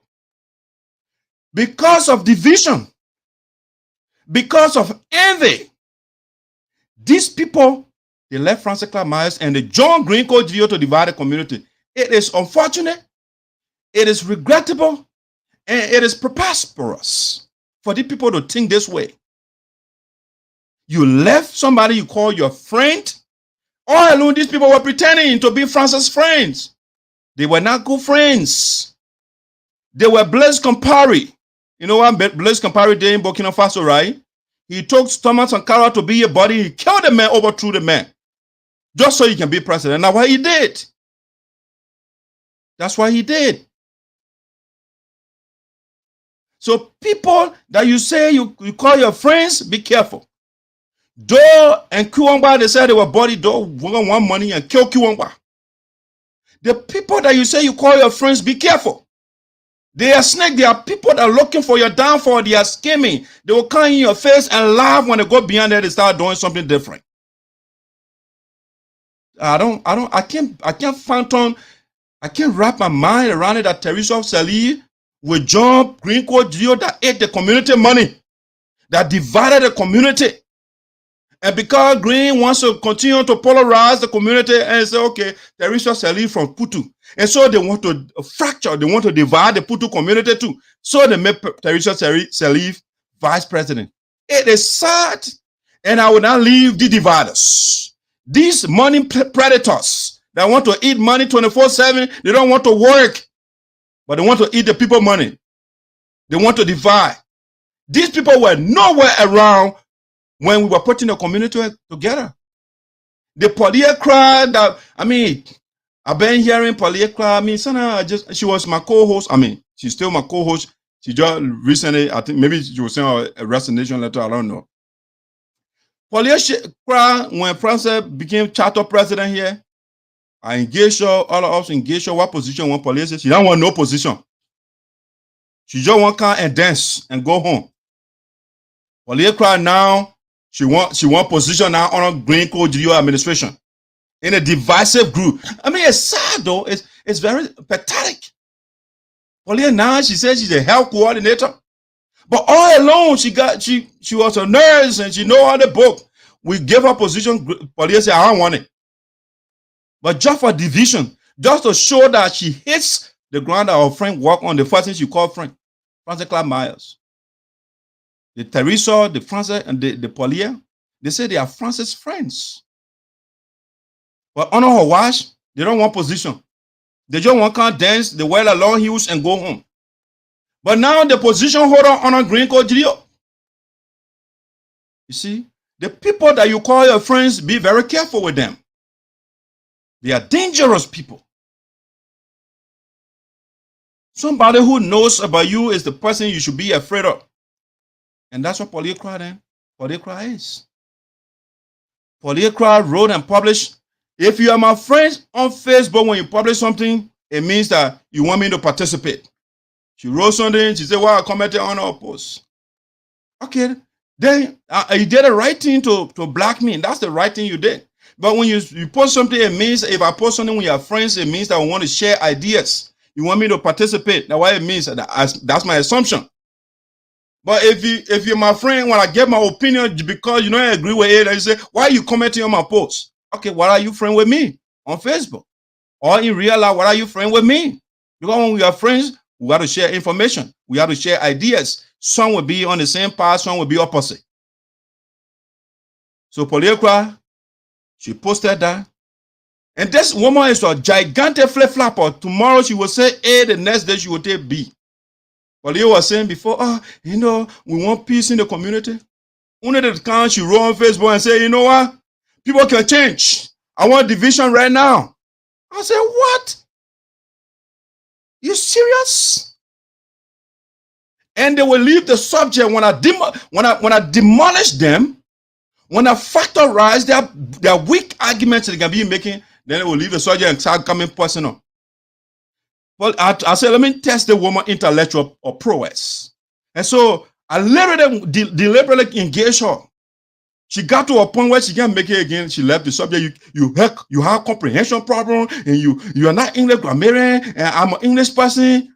I'm from England. I was with Queen Elizabeth. We did what we looted. We transported the African people. I said, oh, okay, English woman. But the last time I checked, you're a nurse. And what nurses, what do they do? Part of the responsibilities of the nurse is to pop pills. That's what they do, right? They get people pills. I said that, but they get vexed. Oh, you talk it down to my profession. You want to debate and you get thin skin, you calling somebody, they got comprehension problem. But when somebody say you pop pills, that is part of your job responsibility. She got angry, she blocked me. Okay, that's fine. But that doesn't mean I can't talk about it. These people, they are very thin skin, lazy argument people, but when you push them, then they get angry. They vex. And that's why Paulia won't be Greene Cole Geleo. She been going here around. Some of these things I hear them because on the platform I talk about people when they talk about I don't get time. I hear some of these things, now he didn't want to create fake account and cussing people. There is no evidence to link me to any fake account. I got one account on Facebook, and that's how you put it. Nothing else, nothing more. I don't need multiple accounts to say what I want to say. I'm not afraid of anybody. I'm not a cow. I respectful. You see me, I'm humble. I talk to people calmly, but I'm not a scary person. No, because being afraid when you die, you die. So I say what I think. You like it, it's fine. You don't like it, it's up to you.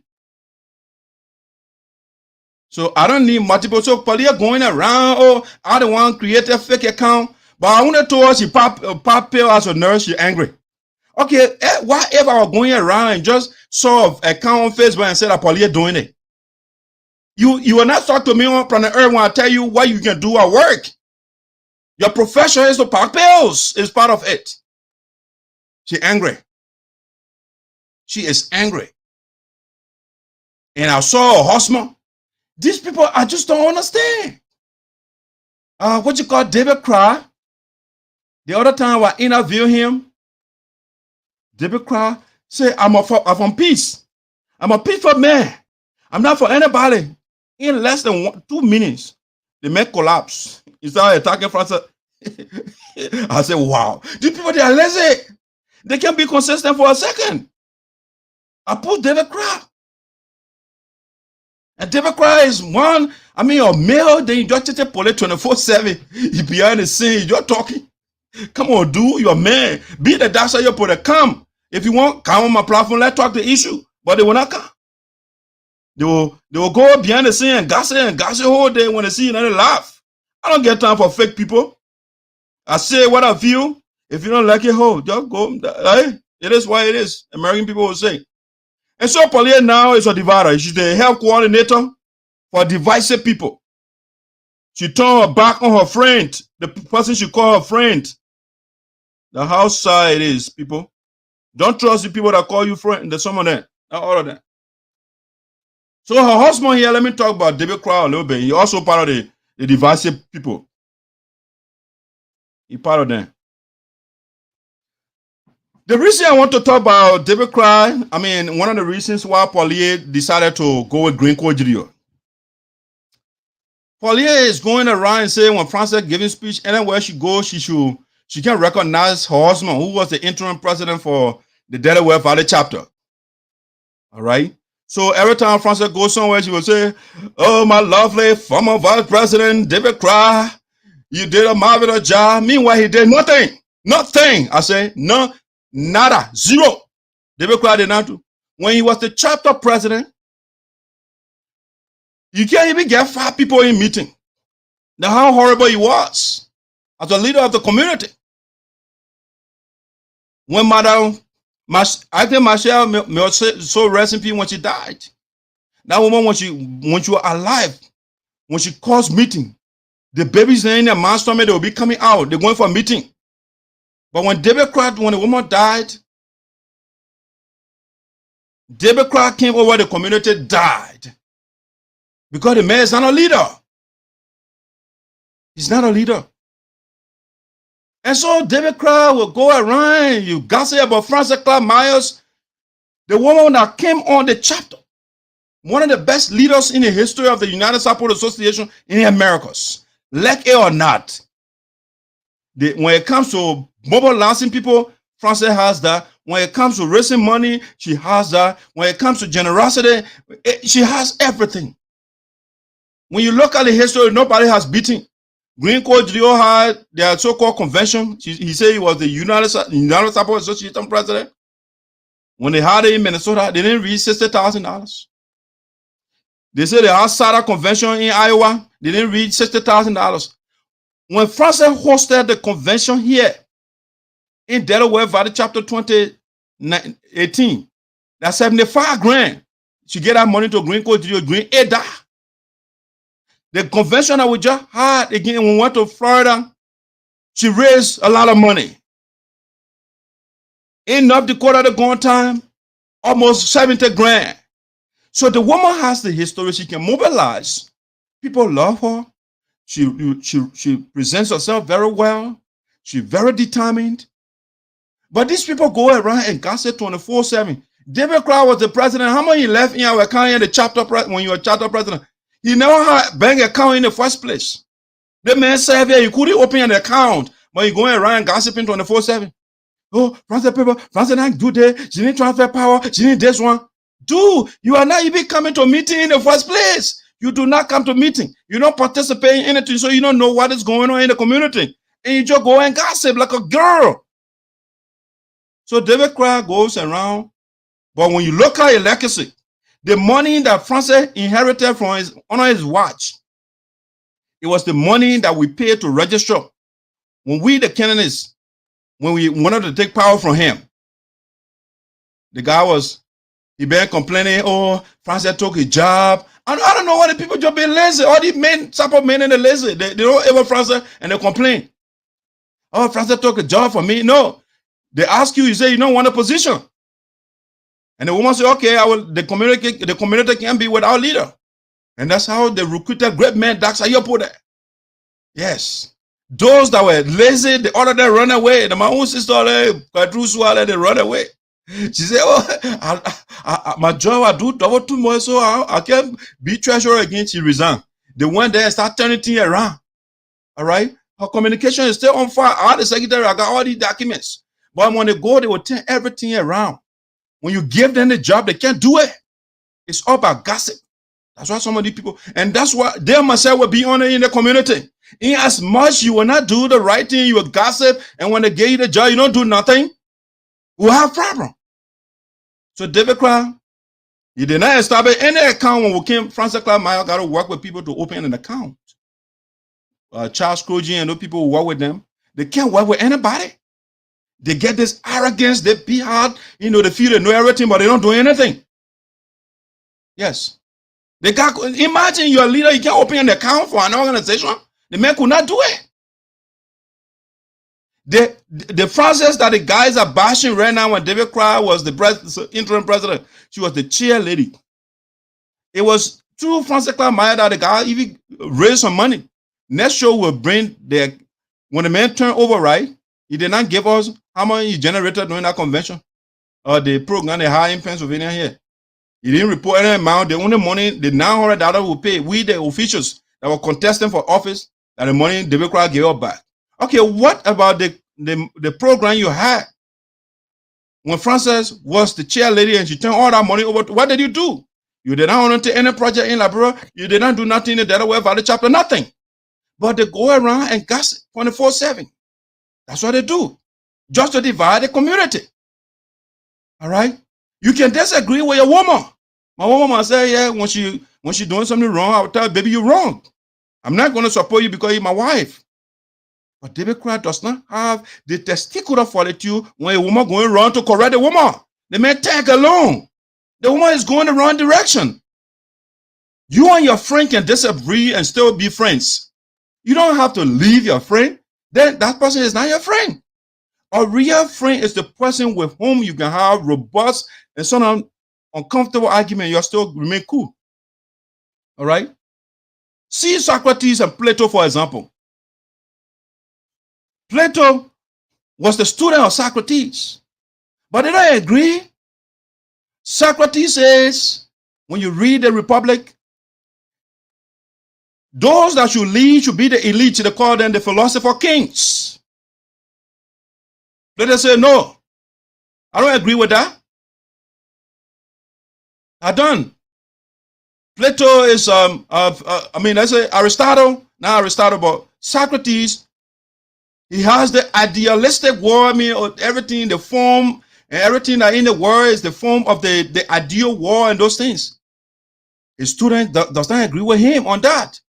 The same thing with Aristotle and Plato, they don't agree. But they were all students.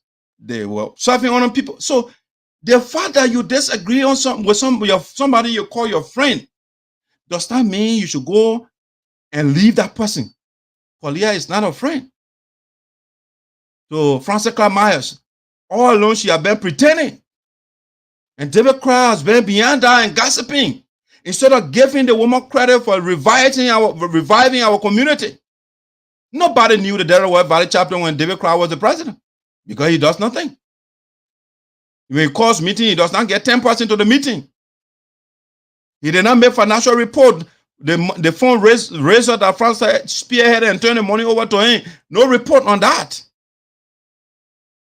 The money we registered because Dax they were washing, so he was forced to turn over the $900+ to us, the new administration that came in. So he goes around and gossips and say all these things about Francis Myers. All right, and now he John Greene now. When a woman with Greene, you can't disagree with a woman. I say, young boy, Mosabo man, Mosabo, you are more young boy, young into Yamla. You can respect your woman, but that doesn't mean she should control you. No. David Christ should be man. Young boy. Tell your woman, don't join the people that divide in the community. It's not good. Don't betray your friend. Don't do that. But David Christ, I'll play fano. I say, young boy. Months a year put there. And you know, you know, and so it's a poor song. Oh, so you know, by the ice on the ice on, you know, by money tunwa. I'm fan on the people. The man is that man? Man scared. So he joining these Confucianists. The great lady, what you call her? The chair lady of the Liberian organization, Madam Philomena Glenn. She went to that convention the other day. You know what? The people, they drove that woman out of that place. And this is the group that David cried, Paulia cried, and they said they mean well for the community. No, the people don't mean well for the community. They just want to make the community look bad. Look at that image they gave the Sarpo people in Iowa. You know what it means? The Grandians and the Sarpo people, we are brothers and sisters. And the woman is elevated to make her the chair lady for the Liberian organization. Eula. That's a prestige for all of us. And because the people said that Madam Philomena Glenn, she came to the Union Convention, the USA Convention. So Christopher Wally, what you call Cassie Wally, they chased that woman out of that place. Why you go to the people and you come into our place? That how bad the people are making our community to be, and I will not leave them alone. No, they are not good people. They are not. See the kind of division the people brought in the community. On the Charles Croce, we never had this. Charles Croce was so cool. When the whole thing came about it together, he brought all that money, gave it to the Obaku administration. And Obaku too. He said, I'm an accounting, I'm a professional man, I don't need the community money. When he left, he gave it to Greene Cole Geleo. Greene said, hey, that party for me. The people should not talk. When Greene eating the money, they talk and get vexed. Just so he can divide the community, so Pauliana join now. The likes of, what you call it? Teresa Salif, they say that France are friend. They join the confusion. When it comes to confusion, then they can come from all the career holes in. France are offering their jobs in the place. They say they don't want a job. But now they want job. A confusion time. I don't want to say our people now. Our people, they are strange set of people. They are very strange set of people. They enjoy confusion. And they know that confusion does not do anything. It does not grow anybody. It does not grow any community. But that's what they enjoy. So they can do these elementary stuff, get on Facebook and throw what they call it hints and those things. Adults acting as babies. They acting as high school or middle school students on Facebook and throwing hints and throwing jabs all over the place. Like, damn it. Is that how you can be productive to your community? Is that come on. The woman went to Minnesota. She was, greeting those people. The people vexed, all on their angry. They don't want to see Francis Myers. They don't want accountability. Why Francis pursued Greene Cole Geleo in court? She didn't demonize the man. She didn't wish on the man. She said, the man said, innocent. I said, okay, let's go through the law. The law said, Greene, you're wrong. Change your name. Don't call yourself USA. Greene and a supporter, they carry the grudge all over the place. The woman went there the other day. The people acting their children. And he will continue to pin you. Me, I will be here, and may all of those that far, they will get skinny because I will tell you the truth, and then the truth is uncomfortable. Yes, it will make some of you that want to lose. I will be the therapist for you. I will make you angry to the first where you will walk around and vex and better in your heart. You're walking around. I will make you vex For me, I finish my own, I finish. I call you get better your business. Yeah. I can call these same people that I call them, they cost my money, they cost my power, they call me all sorts of names. It's up to you. But you must do the right thing. That's my goal. And once you do the right thing, I will come and be praising you every day. It looks like I have not talked about you before. But you are proceeding wrong way. You are going the wrong direction. Charles Taylor, the same thing, they divided our country and they divided the whole place. And people are suffering now in our country. The tribalism, Milton Teahjay, them preaching in that place. The people here, Greene Cole Geleo, and saying, he organizing, he's dividing the community, and he's proud about that thing. He went all the way to Liberia just to preach division. Yes. And I will not stop these people. I will not leave there alone. Yes. They said they put a whole list up here. They put a whole list. My own sister, Katrina Carlo. I mean, it's sad. These people now, we used to call the people from, so call them, oh, you want position? No. But just for division, just for sectionalism, the people now, they say they are Secretary General, and now they know both. When we were looking for people here to serve the community, no. Katrina now the secretary for division. It's sad. And I will continue to preach the message to the people of Sinoe County in Liberia and in the diaspora. I will tell you the truth. So Katrina said, Sarpo, instead of saying Sarpo Dancer or Dividers Association, yeah, sometimes they use those jargon, that trick, like the Liberian government, when they put that word scheme, it's a trick. So instead of using trick, they say scheme, because the thing, we don't know book. So Katrina now use word of development. And when you look at the history, they don't build anything. They have not built anything, no development. Division is not development. So the right word over there is Sarpo Dividers Association in America, or Sarpo Dancers, because that's what they do. That's what they do. That's the word that you guys have to put there. Sarpo Divider Association in America, so it makes sense. So it says Sarah has appended. That boy woman wants it appended. They are another divisive branch. In other words, what she's saying, has appended another chapter of division. The Delaware Valley chapter, no. Don't call this Delaware Valley chapter. Call it Polyacra chapter. Call it Teresa Seli chapter. Call it Preseda Tapedo chapter. And those are all divisive people I'm naming here. They love confusion. When things are all fine, they don't come around. You don't see them around. But once division is around, all of them will start coming from the clear hole. All right? So, she said the date of inauguration, by the way, they said the vice president was appointed, but they haven't. Do you have inauguration for vice president? Who does that? A vice president that was appointed, not elected. Because Greene Cole does not like competition, so they can appoint people. So I don't know who that Samuel Morris guy is. I don't know. I haven't heard about all the name. So they say Samuel Morris was appointed as a president for Delaware Valley chapter, but they have an inauguration. You have inauguration for people that are appointed? Teresa Seli, vice president. I cover the community here. I got the camera. They didn't call me to come cover their election. They never had any election. They do everything. It's just confusion people, so they do everything secretly. They don't want us to ask them the tough questions. They would have told me and said, oh, Dr. Yopoda, we have an election. Come and cover our election. We can't cover it. But no, Pauline wrote and said, Teresa Seli has been appointed as vice president. I said, what? And that woman, she said she grammarian. That a woman that knows the English language. She's a Democrat. On my show, all the things I taught her, the woman just jettisoned everything. She threw everything away. I told her people should earn what they want.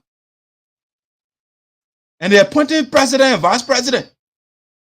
So they said Katrina is the secretary general. But also Katrina is the health coordinator for Greene Cole Geleo. She alone get 2 positions. Nobody there qualified to hold the other position.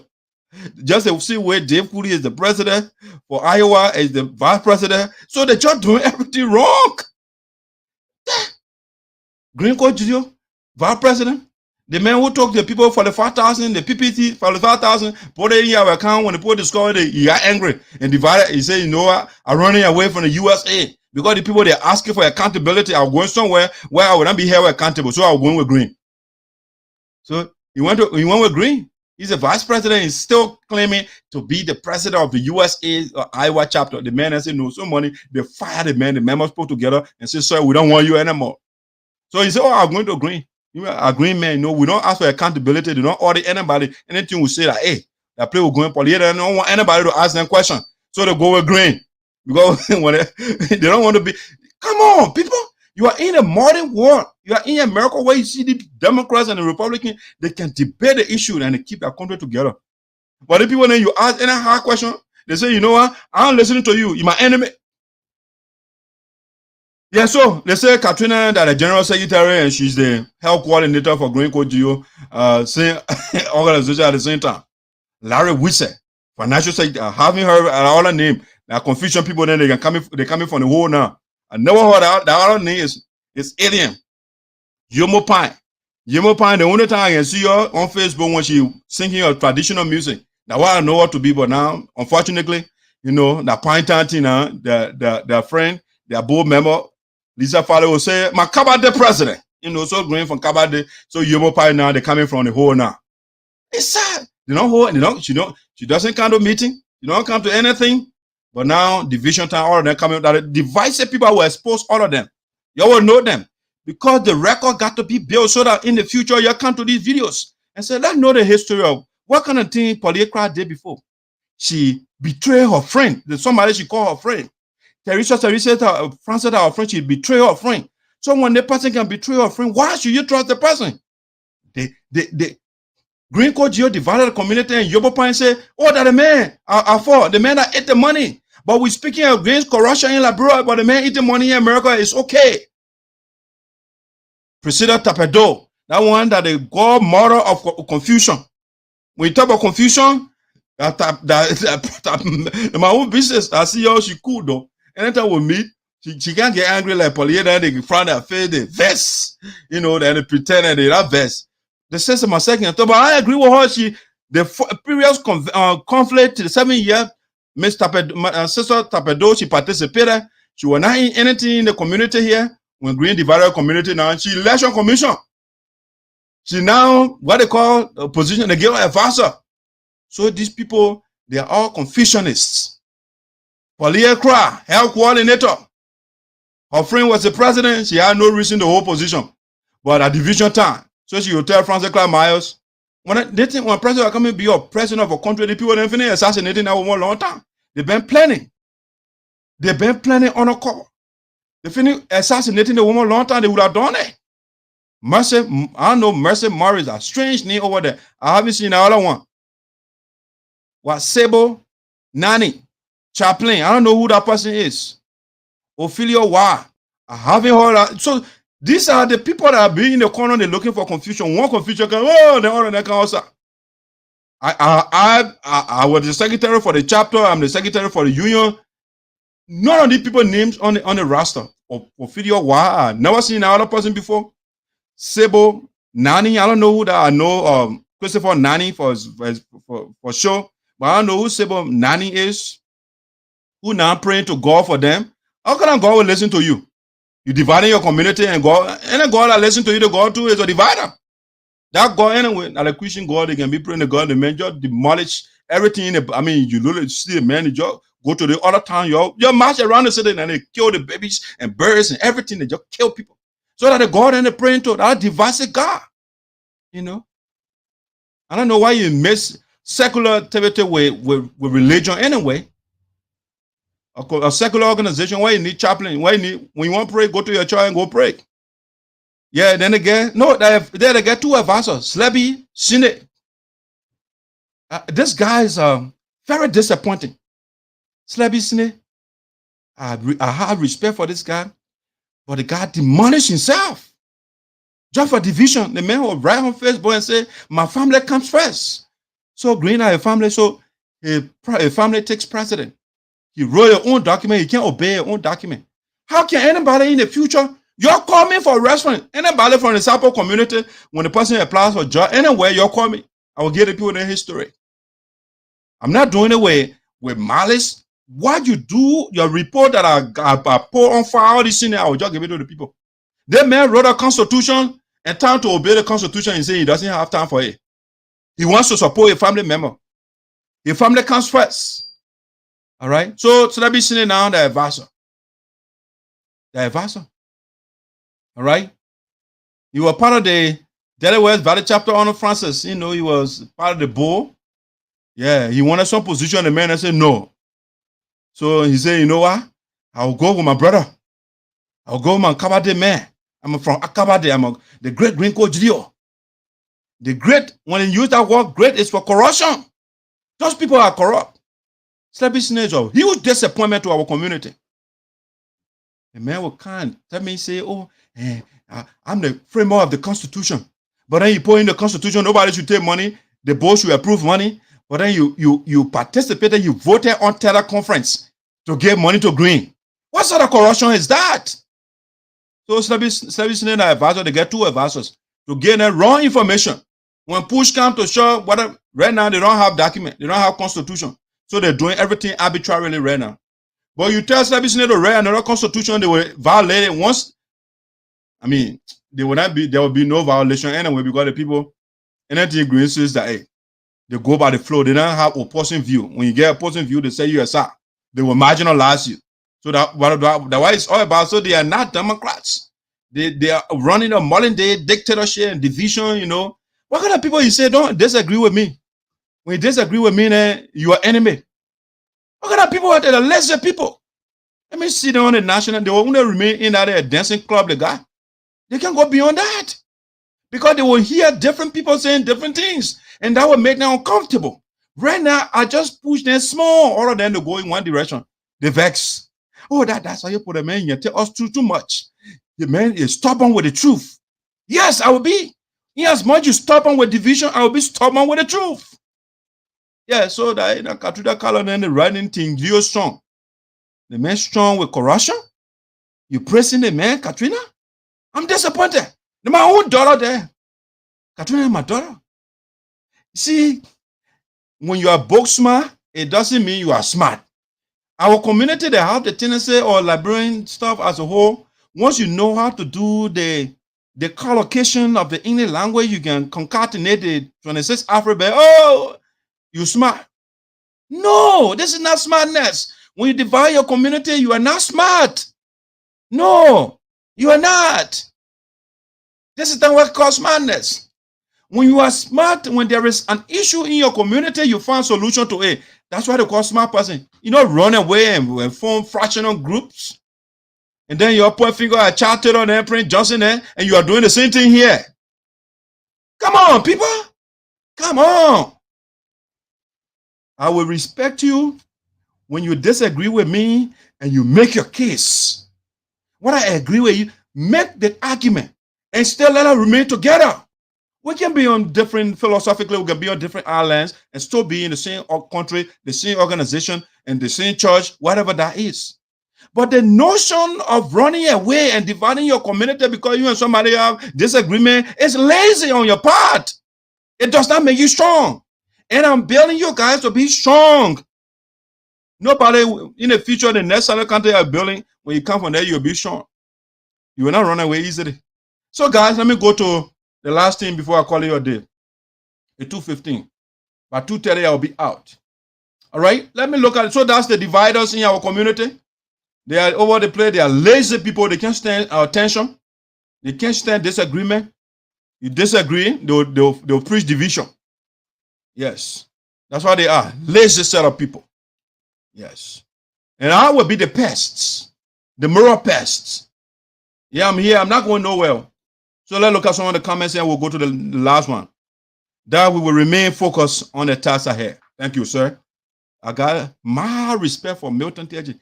I mean, not Milton Teahjay, Milton Teahjay, but I got no one respect for him. One respect I get for that man, Mr. Be liar. Anybody who lies, you have no respect. I mean, I don't have respect for you. But Milton Teahjay, very, very, you see, like when we go to our meetings, right? Milton Chea is a critical guy. And I like the guy for that. He does not mean that what Francis Clamayer is strong. Because Milton will ask the annoying question, whether you like it or not, the man will say if you at the end of the day was still cool. The man you get vexed. That's why it's supposed to be. But these are the people when they were holding Greene accountable, Greene vexed. When Milton asked, oh, that man like asking question too much. Yes. When Milton was on the same teleconference, they get vexed. Yes, because we'll ask Greene a question. But when you ask Francis Clamayer 100 questions, you will answer the question politely, comfortably. She can't get vexed. Because we train the woman at the chapter level. Yes, we build her. So at the national level, she used to this thing. Because when you come from, when you are on that side, you're not getting anything easy. So when you get to the national level, you could. Greene just got to the national level without the training, without that grading at the local level. So the man, he got a little tension on the chapter national level, he got vexed in divided community. That's how you put an esoteric, the real Sarpo man for true. Yes, more Sarpo Jew. Then I need a quibbly send quibble no. Money the knowing is a simie. Yes, being in the rebel does now make me of age.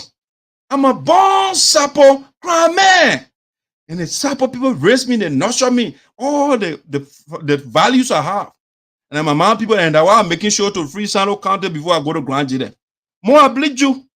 More poor blue, and no clavida on his saw Teddy Dutch and Atomote. No ponna, then Rudy. So as I did, I knew now Pokuru and Posiri. More oblige you that more Jerenia, Abli watch the Emma point today. You actually no Pia soon, I didn't tell you. And there, I will tell you, as I tell you, when you forget yourself, if you don't know your own language, you are a stranger. Your language makes you. Your food makes you. I mean, your way of doing things, your dress code, those things, even though I'm a European now when it comes to the dress code. But I can still go Afrocentric. Okay? So, yeah, more oblige you. So, more apple blue, bang, deje. I say, no, now I'm not really Mompoa Chanino, Mompoa blue. No,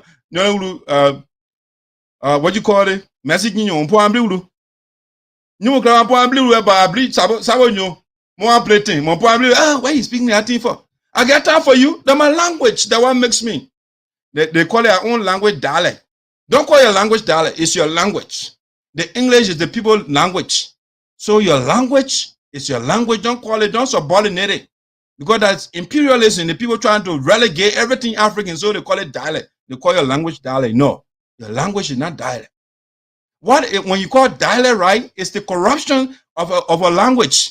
So like in America, they got the Ebonics. The Ebonics is the corruption of the English language. So you can call that a dialect of the English language. But I can't be speaking my original African language and you call it dialect. No, it's not a dialect. So the people that don't know the thing, now I will sit down on the elders, they will educate me, they have a kind and share with you. Two men are dangerous in the Sarpo. They are. The people there, the elders himself talking. Now me alone. Good evening, Dr. I said I'm following the conversation from my banners, Brewerville resident. Okay, thank you. Now let's go to the debate, the training debate between our lawmakers of Sinoe County, Milton Teahjay and Crayton Duncan represent these two gentlemen right here. They are battling it right now as we speak. The other men say I know both more than you. The other men say no, me. So that both competition right now in Sinoe County. Election are coming. It will not be easy, my people. The both people there, they will prove it to all that they know both. But I know that what? Anyway. Let me clean my glasses more. So I can see their face good. So these are the lawmakers that are battling it right now in Sinoe County or in Liberia. Senator Milton Teahjay and his son. Crayton Duncan. Yeah. The two party them before. They turn upside down, the party them fighting right now. Because the men were balling before they were down in Crayton Duncan, no one knew who Teahjay was at the time. And they were dining and whining and everything. Now Crayton Teahjay will go and say, Crayton Duncan, you are put yourself in the slaughter hall, and I will slaughter you. Sonny boy, no one, Crayton Duncan, you are now in the slaughter hall. So Crayton Duncan get back and say, that big liar, that my part, that big liar. And he get fake document. And the papa too, so when you go anywhere around the world, no school in the world besides Bishop Julie that he graduated from, no university in the world that Crayton Duncan enter. So the power and the son who is telling all the truth. Well, the one that's you put is here for I will tell you the truth. Who is lying to our people? So the question we are dealing with, Milton Teahjay versus Duncan, who got fake degree or degrees. Now what we're about to talk about right now. The both people then, the one that can speak BP book and the other one that can speak the simple English, who knows book, the two men who got fake degrees. Well, all of them making claim. Teahjay say that Crayton Duncan the fake degree man, and Crayton Duncan say that Teahjay the fake degree man. So all of them they had national press conference to tell the world that their documents are legitimate. And so once you pour yourself out to we the media, we the researchers, we're going to do our research to verify the validity of your information. All right. So now let's start with the paper first. Let's start with Milton Teahjay. We'll do his interview and then we'll do Crayton Duncan. All right. Let's look at Milton Teahjay first and see what he said. Thank you very much. Well, ladies and gentlemen of the press, thank you for coming to have a brief moment with me. I appreciate it. And I want to thank Emmanuel from the New Dawn newspaper who has made it his duty to call me, even though he went to my house on Sunday and we already trashed that out. But I want to thank him for trying to reach out to me. And I also want to thank Mr. Martin Colley for his inquiries into the claims that I made about certain credentials as a Liberian citizen and as a public servant. I support the inquiries. I agree with him, and I agree with whomever has concerns about any public official regarding their credentials. Unfortunately, Mr. Colley has not done sufficient research to cover all the facts regarding the trail of institutions that I have been through before I got to this point. As you will notice, lock the door, please. As you will notice, I did not come in with any written text. Lock the door. All right, you see, I got a problem with that. You see, the office that Teahjay is in is not his house. That is our office. So you can, when people are coming in their office, you can't tell them to lock the door. No, sir. The office is for us. It's a public office. And so they want to hear the nonsense you're about to say. So don't tell the people to lock the door. It's not your personal house. It's not your room door. So don't tell the people to lock door. How long should I educate Milton Teahjay? When Milton Teahjay to his mansions, all the motel he built inside the county with our development money, when he there, he can tell the people to lock the door. But when you are in our office and you are having a press conference about things that are affecting us, you don't tell us to lock the door. So that was an affront to our office. We the owner of that office. The people from Sinoe and the people of the Republic of Liberia. You are a senator for us. And you say Martin Colley did not do a research. Martin did his work. And you will not lie to us anymore. The lies that Milton Teahjay then told, when we never had the internet, when we never had phone or access to cell phone, and they will come and lie. Those times, the days are gone. Milton Teahjay will not lie to us anymore. All right, listen to him. And the reason I did not come with written text is because people have a way of scripting information in and No, the reason Milton Teahjay did not carry a text You come in lie. It's easier to lie when you are just talking extemporaneously versus when you have people. So Milton Teahjay come in lie, all right? That's why you need to bring people. Because when you bring the people, you put on people, it's easy to verify too, but when you say a lot of things about any age of technology, anyway, we can record everything. I'll listen to him. Already we're on tape, but I will speak extemporaneously.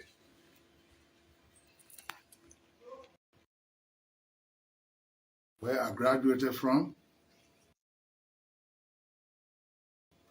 in 1978 with my high school diploma. Now, William R. Tarpeh High School is a... So Mr. Teahjay told us he graduated in 1978. All right, you come and tell about the high school now. Listen to him. Member of the MCSS school system. So I'm a graduate of the MCSS school system. And as you all know, 2 years after that, the name of the school was changed when the coup took place. In 1984, the government of Liberia... So now, the man said, okay, the school was changed to William Tarpeh and then all of that. Okay, you are telling us about your education and you pointed that you graduated in 1978. Did they give you a diploma? Did they give you any paper to prove that you actually graduated from the school? Why Milton Teahjay did not show that to us? Or maybe he blamed the war, because the reason he put that on the wall, we have nowhere to go and do research. So he said, oh, the school burnt down, and nowhere to go verify right now. So the school is no more. Okay, what happened to your document too? No more? Do you have graduation picture? Or maybe by then, 1978, no camera. Is that the case here? So Teahjay did not even give her one evidence about his high school. He told her he graduated 78. He just gave her a date. He didn't tell us the teacher, the principal, somebody, the schoolmate, the people in him who graduated at the same time. At least give us something. They'll go to the people and verify. You know what I'm saying? But Teahjay did not show a high school graduation picture. He did not show any diploma. Okay, let's leave that one. Let's go to the next one. We are asking the question, Milton Teahjay versus Duncan. Who got fake document or degrees? Okay, let's go ahead. A scholarship to go to the United States to study communications. I was admitted to Kent State University in Ohio from the fall of 1984. 1984, fall you admitted. Kent State University. Now listen. I ran much earlier, so I did 1 or 2 summer courses. But the official admission period in America is always the fall semester, which is the beginning of the academic year. So I entered Kent State University in 1984 to pursue a degree in communications. It took me 3 consecutive academic years to get that degree. I graduated in 1987, December. So if you do the calculation from fall 1984 to fall 1985, one academic year, from fall 1985 to fall 1986, that's another academic year, and fall 1986 to fall 1987, which was the year I graduated, that's another academic year. So it took me 3 years. All right, so Teahjay got a bachelor degree in 3 years. A bachelor degree is supposed to be 4 years, right? But he said I did 1 or 2 summer courses, and that equivalent to a year. All right, how did that happen? Dude, we are not here in America here. You can't do 1 or 2 summer courses and we'll cover the whole year. The bachelor degree is 4 years. So how is it that you did bachelor degree in 3 years? How many courses or classes were you taking per semester? And how many credits hours? Most times, 4 times is 12 credits. So I don't know how many credits you were doing. So if we completed a bachelor degree in 3 years, I don't believe that. I don't believe it any day. All right? I don't believe that. Tell us when you say, I got there summer and I did one. If you do summer classes, even if you did summer classes, It can't cover a whole year because again, bachelor are 4 years. So if you did summer classes when you got there, how many classes you were taking? And a lot of time when we come from Africa, brother, guess what? The people will evaluate your documents and now they will make you to start with remedial courses. All right? They will start you with courses that you will not even get credit for. You know, just for the so now you go to the community college, you come from here, if you come from back home, if you start from community college, for example, they will give you a test. It's not to deny you when you take the test, so they can know your strength, where they place you. They call it placement test. So based on your performance on the test, they will start giving you classes. Sometimes some people can score bar. You will start from what they call ESL, English as your second language. And those things, the credit don't transfer. All right? It will take you maybe 2-3 years before you even finish some of those things. But Milton Teahjay said, I came from Africa and they gave me some, and I did that, and I completed a bachelor degree in 3 years. That's a big lie. The man is not honest. Don't believe that. Listen to him. Of course, the summer sessions in the middle. And I earned my degree with distinction. Okay, when you get distinction, right, it's not by mouth. They can give you honor, something to depict that you graduated with honor. It's not by just saying, oh, I graduated with distinction. What did you show to us? That you got magna cum laude or summa cum laude, whatever way you graduated. Where is the evidence to prove that, Milton Teahjay? Milton can show anything. But he wants the same thing they were doing back in the day when they say on the radio, they say a lot of things, and people say, yeah, I graduated with distinction. Yeah, I speak extemporaneously. Oh, yeah, that man knows book. Milton Teahjay those things are old school now. We passed that level. Listen to the man. Bachelor's degree with distinction. Photo copying or a picture taking. My baby entering the house, by the way. Whatever you want. Now, Mr. Colley claims that. Oh, baby. That's work. I'm wonderful. My bachelor degree, yes, I got it, but it's some kind of way. Yeah. Some kind of way. So studio? That's some kind of way you can determine what it is. After 1986. And first lady in studio here, baby. Hi, guys. Wow. All right. So we're not shy. I'm not telling you can be hollering your woman. All right, guys. So let me get the ball rolling here. I moved to Cleveland, Ohio. Yes.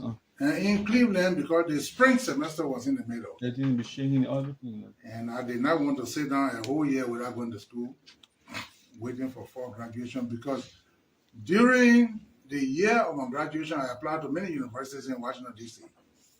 So I was waiting for responses from the universities. So instead of waiting and not doing anything, I decided I would get admission to John Carroll University in Cleveland. In fact, it's in Cleveland Heights. It's a Jesuit institution, Catholic school. So I mean, it's one thing to just say these things to us. If you get admission, all the school can give you admission letter. I can go in my file and I still got all my admission communications, everything. All right. Milton Teahjay, when you come into this thing for us to believe you, bring some evidence. Well, when I got admitted to the school, here's my document. Yes, I'm admission letter. But the man just giving you a bunch of words and he wants us to think we are credulous. No, we are not. We are incredulous. We are not gullible people for us to take Milton Teahjay's word for it. So Milton has not given us anything from high school up to the level he is right now. No evidence has been shown. All right, yeah, listen to him. So he went to the Jesuit, you emphasize on those words. They will sound big to people. I went to the Jesuit, the Jewish school, right? Or the Catholic school, sorry. So they say you get college, but sir, where is the admission people? Let's see your courses, like people can even, you get academic advisor, they can plan your courses and those things. I mean, show us something. Or maybe your ID or something. Show us something. But Milton is not showing you anything. University to do a second bachelor degree. Okay.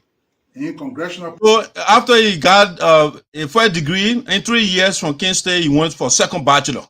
So the Jesuit school, all right, the Catholic school. He doesn't want to sit around, so he went for another bachelor. Listen. Politics and liberation theology. Politics and liberation theology. Those things can sound BY. Politics and liberation theology. So I was in that program when I transferred from Ohio to Washington, D.C. All right. So from that school, what happened? What happened? He left now. He's going to Washington, D.C. All right. What happened, sir? Why you didn't complete the program? Okay, let's go. Let's listen to our brother. My primary, or perhaps my first preference, was to go to Georgetown University. All right.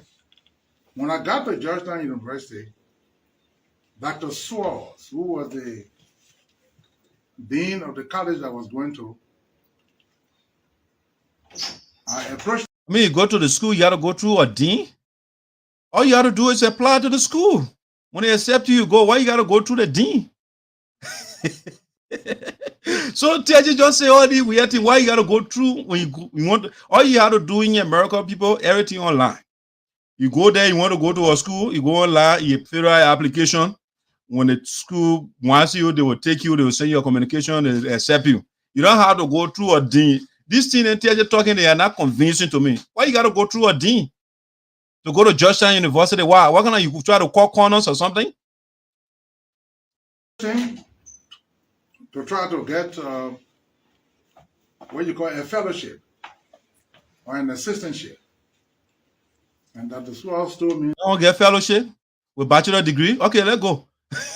Fellowship, those are professional stuff. I mean, people with professional degrees are going to PhD or that. But Teahjay, he got undergraduate degree, but you want a fellowship. That's why you listen to him.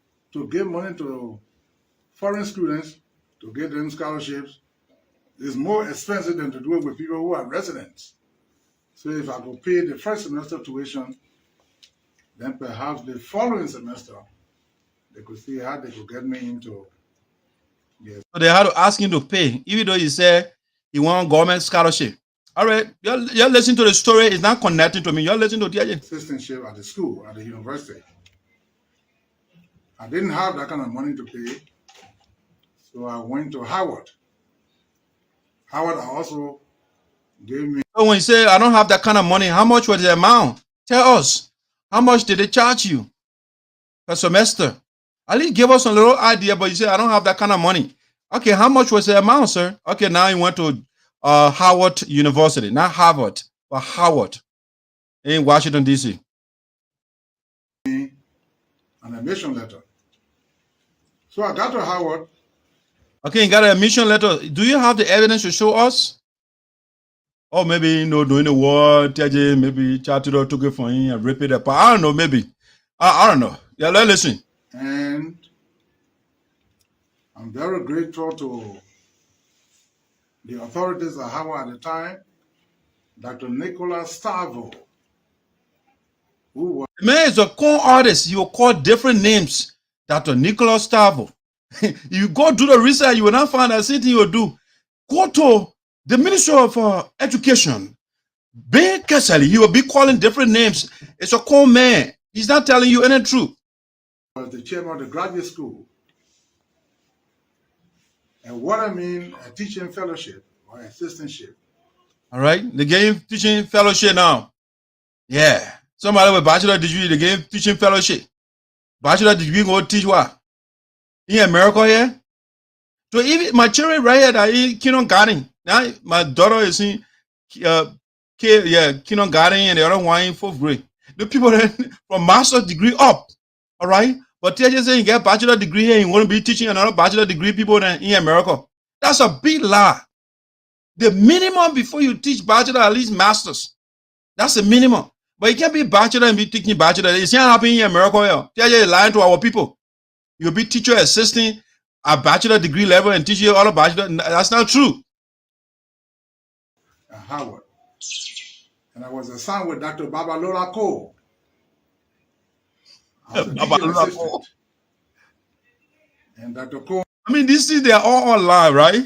All of this, all you have to do, just look for Babalola Cole for Howard University. You see what are the better taught there before. But I research all these things and a bunch of lies they got put it together. He's just beating on people's heads. And I will go to the classes with him. And I will provide tutorial whenever he's not available. Tutorial?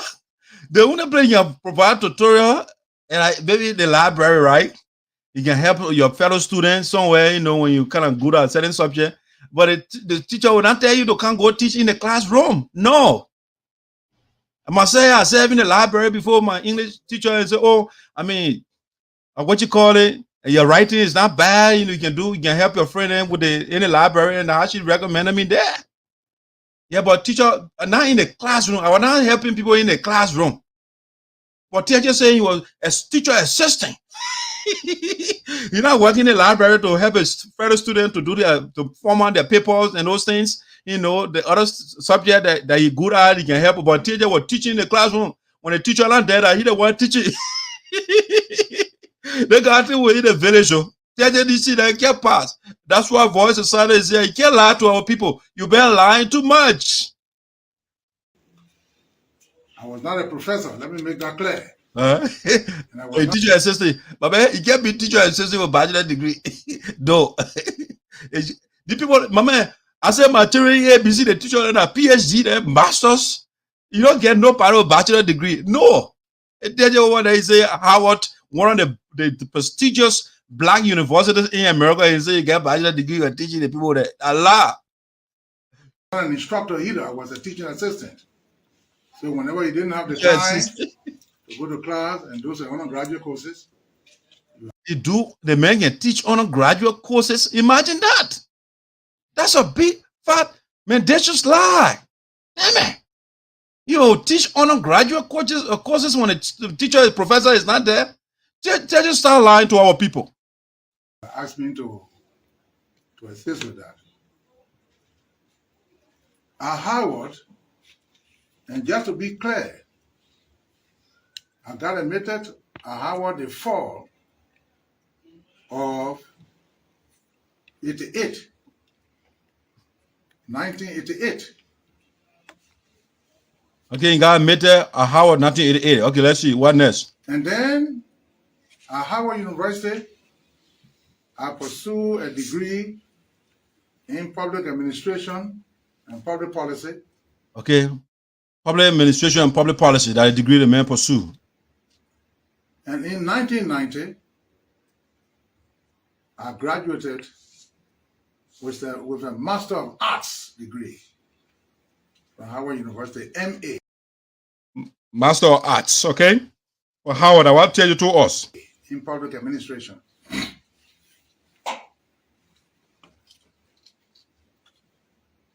The support base at Howard University did not continue. And since I was a government-sponsored student from Kent, I decided I would go to the embassy. So the embassy took, through the education office, took responsibility to support the remainder of my education. Yeah, you got to go to the embassy. You can go to the bursar, you can go to the student center, but you go to the embassy so they can talk about your fees. Okay, B-ball. At Howard University.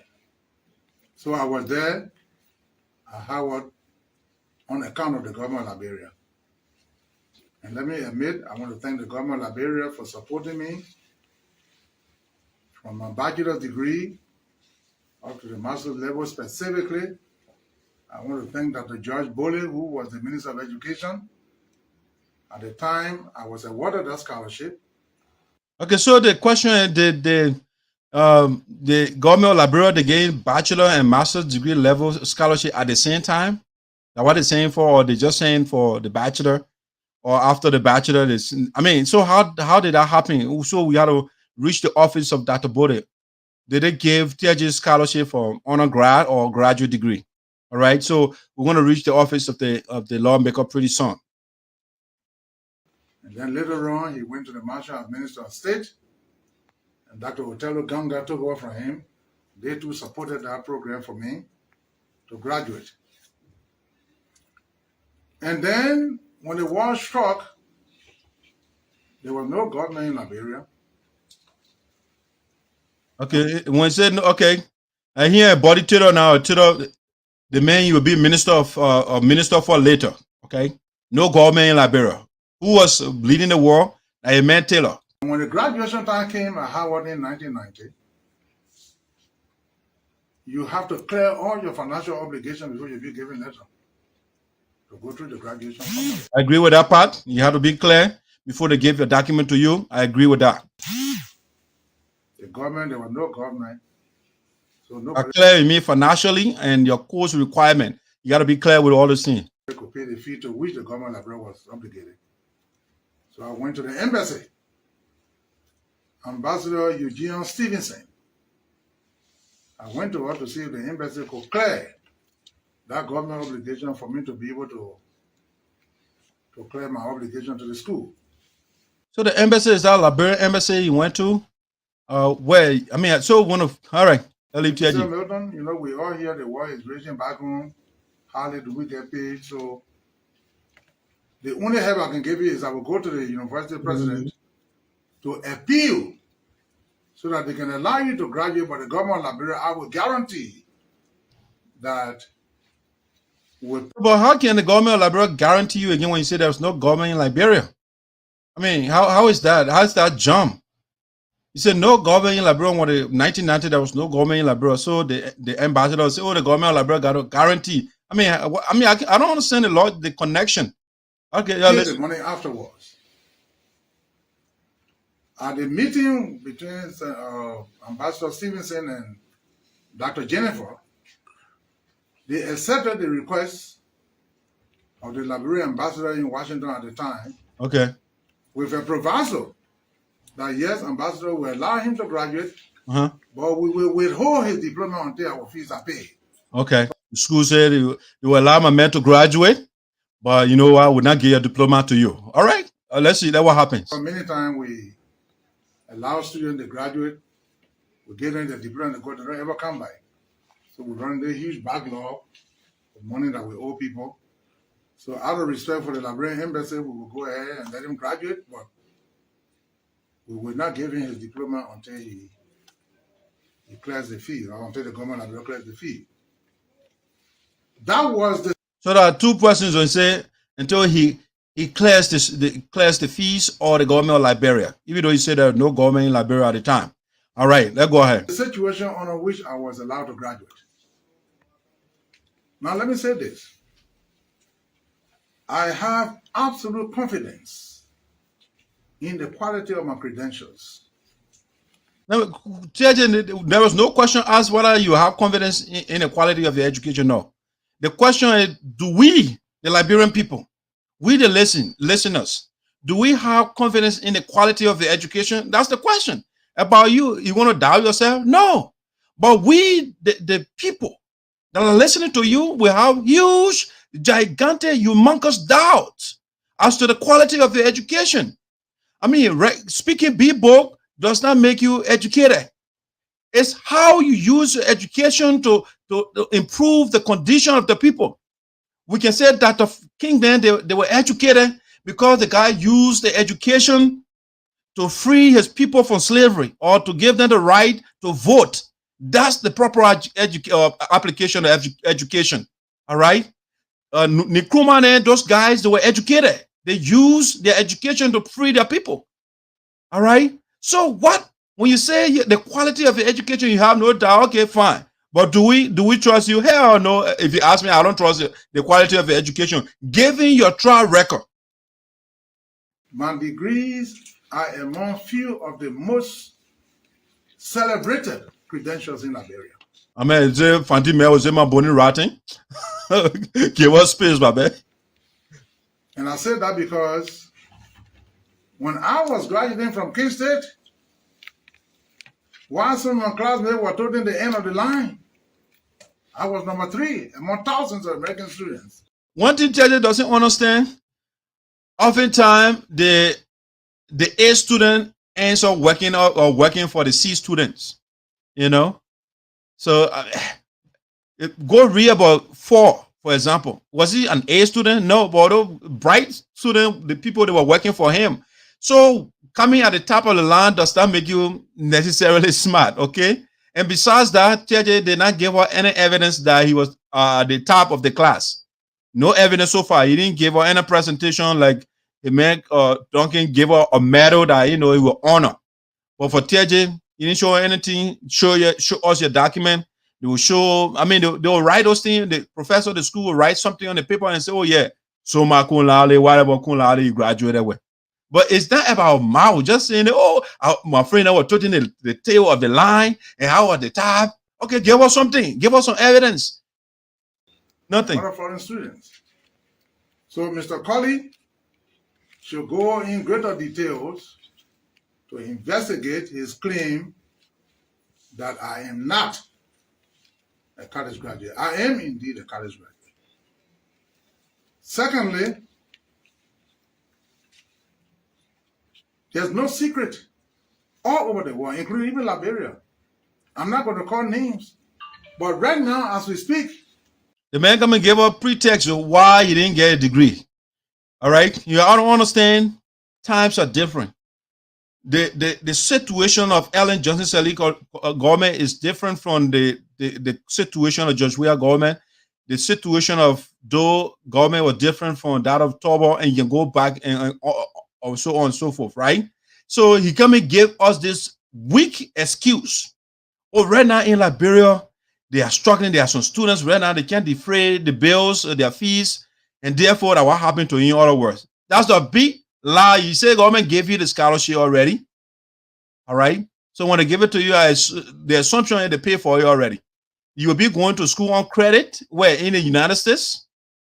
We are still putting money in some agency budgets to clear obligations at those agencies for sending students to foreign universities that they have not paid. Some of those people have graduated here in Liberia, but they don't have their diplomas until those agencies will clear those obligations. I'm sure some of you here are college graduates, even from University of Liberia. If you don't clear, they're not going to give you your papers. But that does not obviate the fact that you have not graduated. But then you owe the university even when you graduate. So, ladies and gentlemen, this is no long talk. I just wanted to make sure I will clarify all the issues raised by Mr.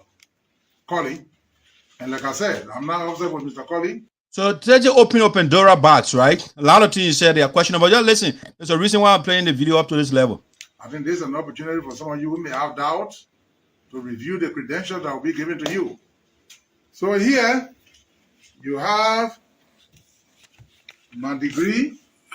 All right, the man. University, signed by Dr. Marcus Swart. So Teahjay showing us a degree right now. Listen. Who was president of the university. Let me open it so that you can take pictures if you want. And here. Yeah, I mean, maybe I'm not seeing the picture right, but something here like the black out on the paper on a degree here, on this diploma that he's showing to us. Something here is blacked out. Why you cover it up? I mean, again, I want to see the original stuff to see it clearly, but like something is not why that thing was blacked out. All right, we want to know.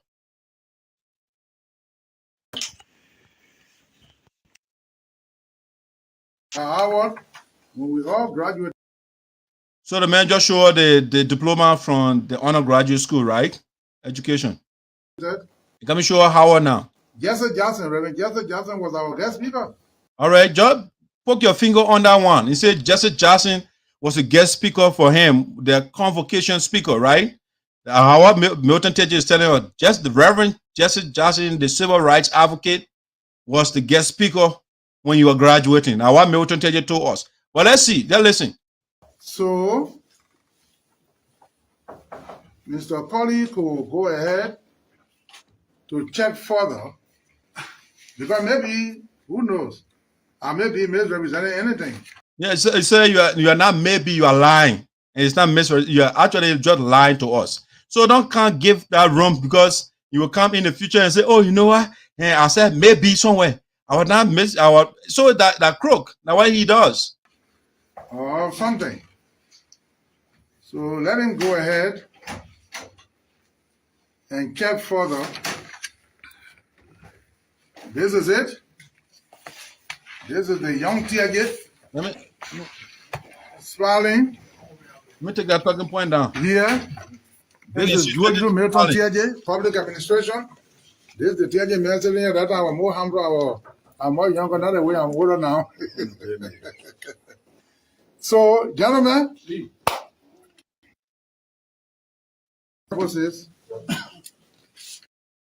Okay, let me speak about the stuff that he showed. Okay, Teahjay showed us a diploma, and for the graduate diploma, he didn't show it and say, oh, because he didn't pay all the fees.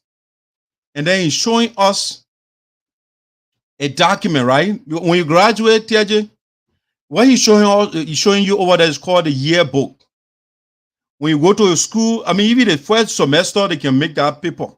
They put all the students inside. I got my children in the school right here. Even my own, I can go bring my own right now. I don't want to go search in the document, but maybe next I'll bring. They will put all the students' picture. They'll take your picture and make that book, you know. But it doesn't mean that you necessarily graduated from that school. All right, just for the record. So showing you that paper does not mean that Teahjay actually graduated. So that's why he's showing it's no evidence of graduation. All right. Okay, when you say you graduated, is there a photograph as well besides just showing us a yearbook for the students? What is the pitch? No, 1990 at the time, no camera in America. Teahjay couldn't show anything. Okay, what's the list of students as well? They get the whole program. No paper is all from the school. I got everything. Mine is still in there. I got it in my folder. All the students, the name everybody on the paper. The program, everything they got. They're just showing all a picture of the. So I can bring my paper right now. If I graduated from the school, I'll say I graduate based on the argument that Teahjay is making. That is not convincing at all. It's not convincing. Nobody should buy that as evidence. All right. It can show that it will show as evidence for attending or being a student of that school, but it doesn't follow that you graduated from that school. So it's not a convincing evidence. Who are pushing Mr. Colley, thinking that it will benefit them to come after me and orchestrate lies. And here I'm presenting to you diploma printed by Mr. Crayton O. Duncan. Okay, man, the man about to attack Crayton Duncan, but before we go there, let me show you. Teahjay told us he graduated in 1990, and everything is online. So let's look at the 1990 graduates from Howard University. All right, everything online. So all I needed to do was Teahjay to tell me the year he graduated. He said 1990. All right, so let's look at the 1990 graduates from Howard University. All right, let me put it on the screen for you. We got to show everything to you. The people will not lie to us. Everything is all there on the internet. So Teahjay will not come and tell, oh, I graduated at the time. You can't show any evidence. Okay, this is the document. I will make it bigger for you so all of us can see it. All right, so we can go through it together. Let me zoom it. Let me make it bigger. Let me view it from over here. It's big enough, right? You can see it. All right, so what school is showing here? It's clear. They say digital Howard at Howard University, right? Howard University, the school that Teahjay said he went to. And you see, let me go back here. You can see here Howard University commencement programs, okay? The 5th month, the 12th, 1990. 1990 Howard University commencement program.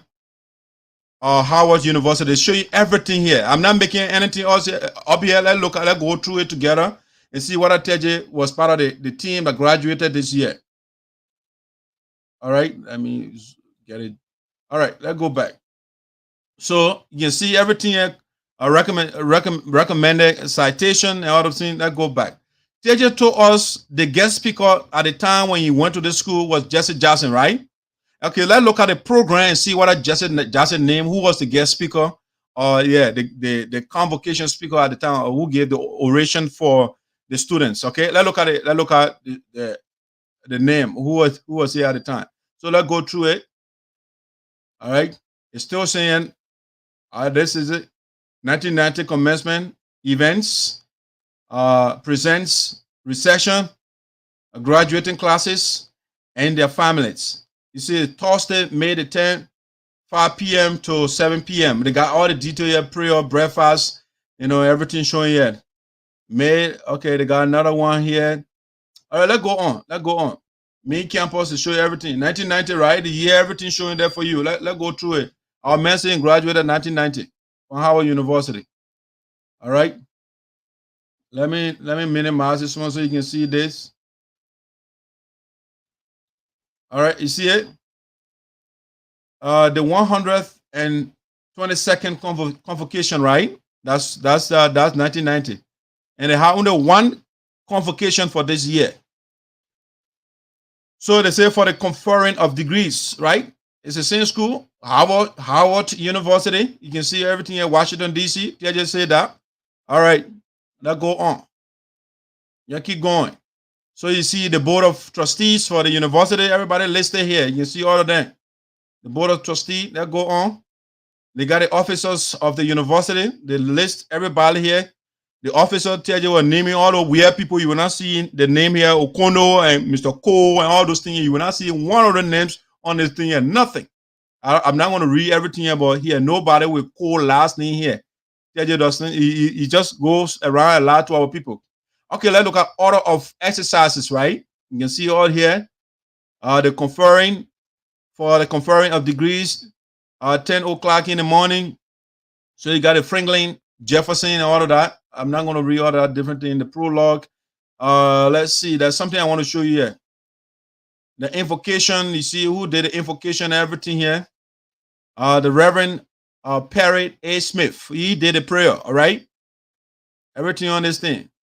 The welcome, Miss Margaret Brooks, who did a welcome statement. You can see over there. The music, everything listed here. You see it. All clap your hands. That the music, everything listed. The Howard University Choir. All right, members of the Howard University Brass and all of that. So let's go here. Let's go for the degree of Doctorate of Science. It got everything listed. Let's keep going. I want to show you something. Let's keep going. Teahjay go and lie to our people back home, and you see we don't have access to this information now. Teahjay said the convocation, the guest speaker for that occasion was Reverend Jesse Johnson.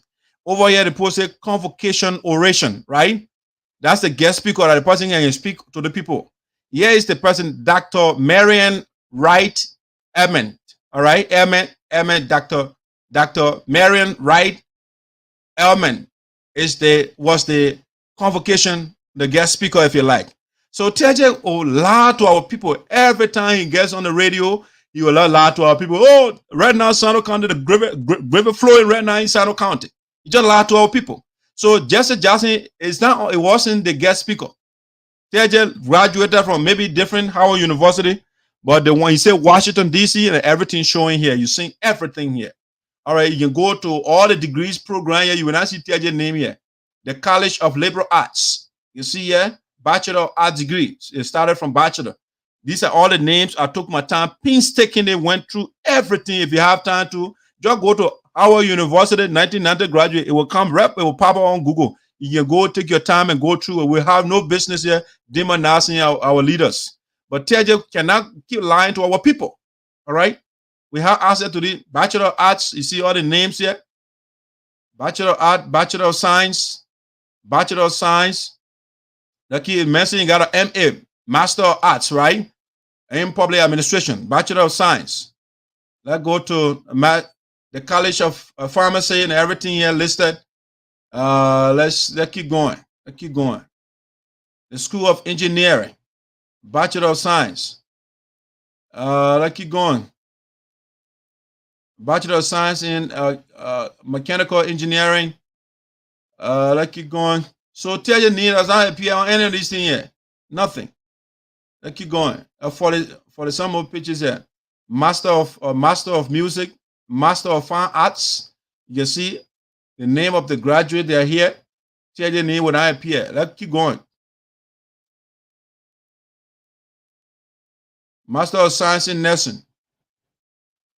Let's keep going. Let's keep going. Master of Architecture. Master in City Planning.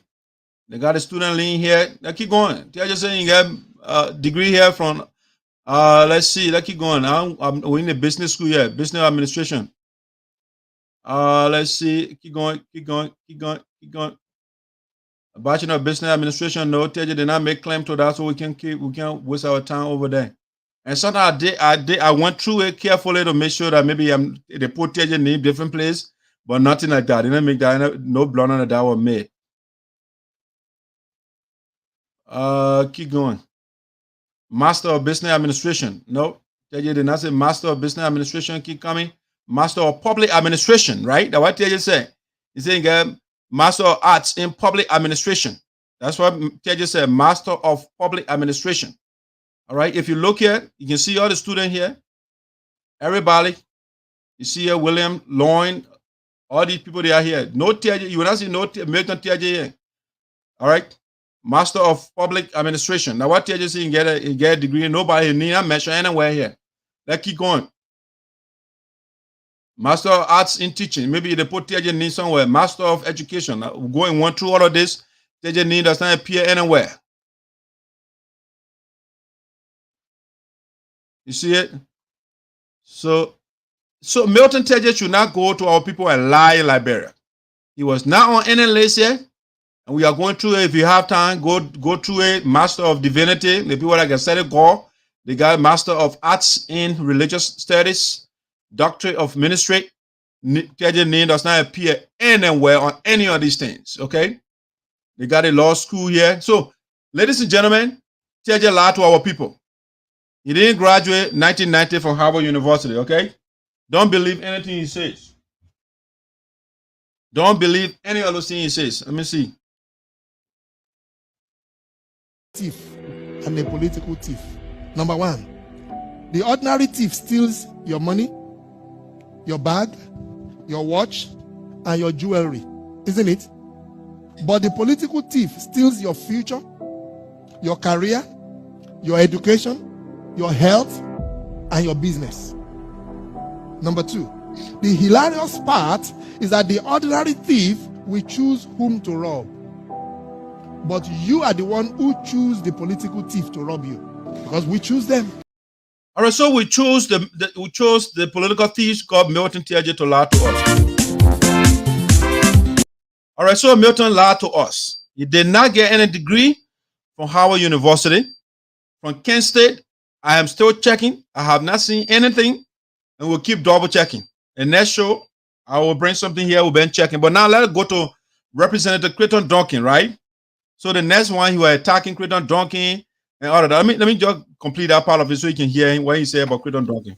And you, the press people here, you will be condemned by your friends and colleagues if you don't follow the details of these diplomas printed from World Trade Center, claiming to have degrees that Mr. Crayton O. Duncan does not have. From the time he graduated from Bishop Julia High School in Zwedru, he has never entered any university in the world. I'm not talking about in Liberia. Okay, Teahjay said Crayton Duncan did not enter any university in the world. Okay, that's why he said, I am not a proponent of Crayton Duncan, but I'm here to do justice to everybody here on the platform. And so we'll also do our research, and we'll find out what Teahjay is lying to us again on this point. In the world, and I will give this to you, and you go on the internet. For example, Mr. Duncan claims that he has that degree from University of Minnesota, Bachelor of Arts. First he said that was an associate degree, now he turned to... No, Duncan did not make that claim. He said he has an associate degree from North Hennepin Community College. That's an associate degree. Then he has a bachelor degree from the University of Minnesota, and then a master's from Chea University. That's why he said. But Teahjay distorted what the man said over there. That's not true. Bachelor of Arts. Then he said he got a bachelor degree in political science from the University of Minnesota. Okay. He has a degree from Strayer University, master degree from Strayer University. And these are all universities. Strayer University is in Washington, D.C. Strayer University is not only in Washington, D.C., you got different branches. It got even right in Pennsylvania. They got the campus right in Springfield right here. So it's not only in Washington, D.C. They got campuses everywhere. So, I mean, you just go there and just tell these things. Oh, man, this guy. Right here, Strayer University, just a few, maybe 15 minutes from where I live right now. They got a campus right in Springfield here. And I'm assuming St. Crayton Duncan said he went to school here, he went to that campus here. For Chea University, all of their graduates, the pictures are on their website. Okay, so when Chea University does that, why Teahjay the schools and then put all his pictures and everything online? I've been checking Kent State. So why Chea school they not do Chea University? Okay, let's go ahead. I don't know what thing vibrating here. Let's go ahead. Year by year, as they graduate. And you go and take the year that Mr. Duncan said he graduated. Go on Chea University website. They will have your name. They will have the country you graduated from. They will have your major. Okay, now let's go to Crayton Duncan. Milton Teahjay done with his allegation. Let's bring Representative Crayton Duncan. Give us some synopsis about your days in school and which school you graduated from. We've been told you went to North Hampton Community College and you got a degree, fake degree, being shared by Senator Milton Teahjay. How do you intend to respond to that? Gentlemen, thank all of you for coming. The issue of credentials are not issues that should be looked at in a common manner. Not to bore you up and to go directly to the point. I graduated from Zwedru Motolacho High School, not Bishop Julie High as he claimed. It was the late Mobutu All right, so he made a correction over there. Nyimpa who graduated from Bishop Julie High, who deaf he celebrated. And I became the student council president for the Alumni Association. So the only problem I have with this too is allegations are made, counter allegations. So they just say he graduated from Bishop Julie, and then it's a different school he graduated from, but he did not show his diploma too. You know, so why? Well, let's go. Let's listen to him. From Motolacho High School for 3 consecutive years. And so that proves that I did graduate from Mott. After I graduated from Motolacho in Zwedru, I came to Monrovia in 1984 because I graduated in 1983. And then I enrolled at the Arthur Barkley Technical Institute right here in Cinco, which is now Don Bosco. And I stayed in there for 3 years from 84, 5, 6. I graduated earning a City and Guilds of London Institute because at Motolacho I did 3 years of carpentry and joinery, which we call woodwork. And when I graduated as a young boy, excited about the craftsmanship in carpentry, I enrolled at Arthur Barkley. And in the 3rd year, because it was a 3-year course, and in the 3rd year, I became the student council president of Arthur Barkley Technical Institute, in which qualified me to run as president at. Okay, so the two institutions, the high school and the other institution he just mentioned, I didn't see any evidence for him as well. All right, he just telling you, oh, I had this position. Okay, how can we prove that? What's the evidence to prove that yes, you went to those institutions? I didn't see anything to that effect, but go ahead. For the Maserati Student Union, which I became its president. At the time, Hilary Tokpa was the president of LINSU, and Thomas Du was the Secretary General of LINSU. So I chair the Maserati Student Union under LINSU as president because I represented Arthur Barkley as president of that community college.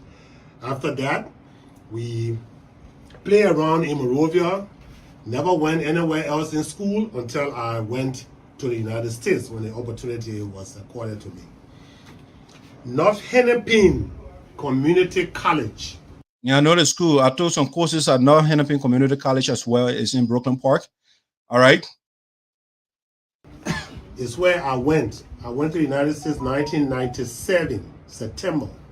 And at that, I worked 2 years plus doing different jobs, preparing to go to school. The North Hennepin Community College is where I did my associate degree from 2000 to 2002. All right, so 2000 to 2002, he went to North Hennepin Community College. All right. My focus was not on North Hennepin Community College. I was more so focusing on Chea and University of Minnesota. All right, those are the two schools that I was doing my research on a lot. Okay, so let's listen to him. This is it, and I want you guys to really check on that. 2000 to 2002, that's when I graduated from the North Hennepin Community College in Brooklyn Park, all right, Minnesota. Brooklyn Park in Minnesota. There's a lot of Liberians that live there, so it's easy. And when I was there, I became the student council president for, the student union. So, but my thing too is, it was in the U.S. Mr. Duncan is supposed to get some commencement photos and those things as well to show to us. But North Hennepin Community College is right there. I agree. It's in Minnesota, Brooklyn Park. When I got to the U.S., I said, it's a fair play. Mr. Sarpo in the car and said, I gotta go to school. That's a wonderful family. He and his wife, we can call Ente. Ente took her boy in the car and went to the community college. All right. So Crayton Duncan, the school is valid, but again, I don't see any graduation. That's the first milestone in the U.S. No pictures, nothing like that. Even in the U.S., when I buy home, we're gonna make the argument. But even here, okay, let go ahead. We'll show the diploma. At least the man show us some evidence. Young president for the Liberian Students Association in North Hennepin at the time.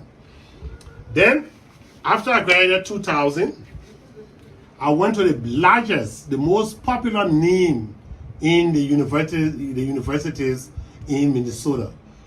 Yeah, University of Minnesota is one of the best school public. I think it's first in what they call the public Ivy.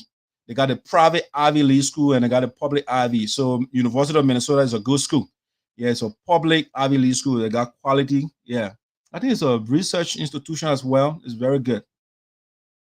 University of Pennsylvania is not a public school. It's a private Ivy League school. Yeah. Which is the University of Minnesota, the biggest university in that state. Yeah. Clear. Very clear. I went there from 2002, that was 2003 now, 2003 or 2002, whatever, and then I graduated. I took 2.5 years because some of the courses that I did not do at the community college made me to stay to cover those courses in a period of 1 semester before completing the 2 years to earn my BSc area. No, they say. Okay, so this one can be validated, right? So what Crayton Duncan says, so let's go to the commencements from the University of Liberia and see the student that graduated 2004. Let's see that. Let's see whether Crayton Duncan name is on the list. All right, let's look at that quick. Let me go back. All right, so this is the university. I'll go back so you can see the whole thing, the whole picture here. So let's go down, let's go up so we can see the school name.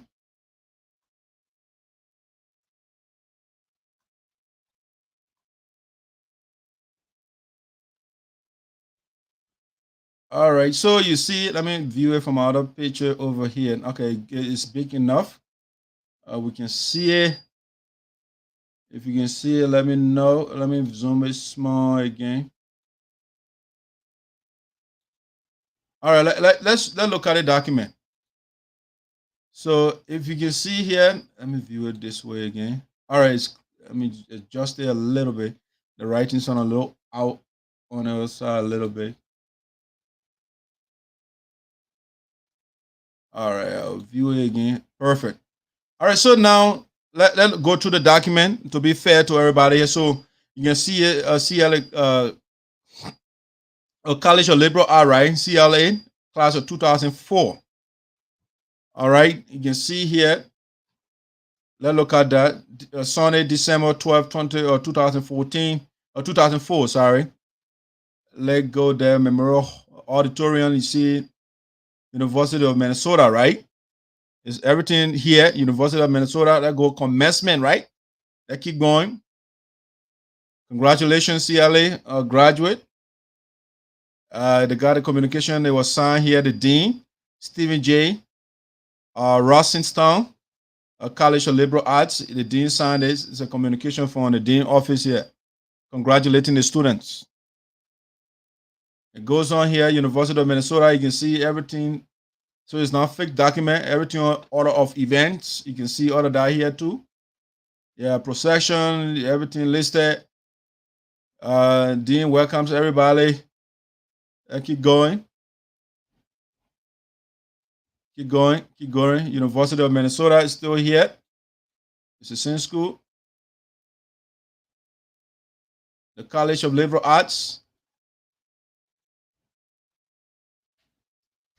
Okay, so the guest speaker for them here is Darcy Poland. It was the reporter WCCO TV. All right, it was the it's a she or he was the guest. I think it's a she.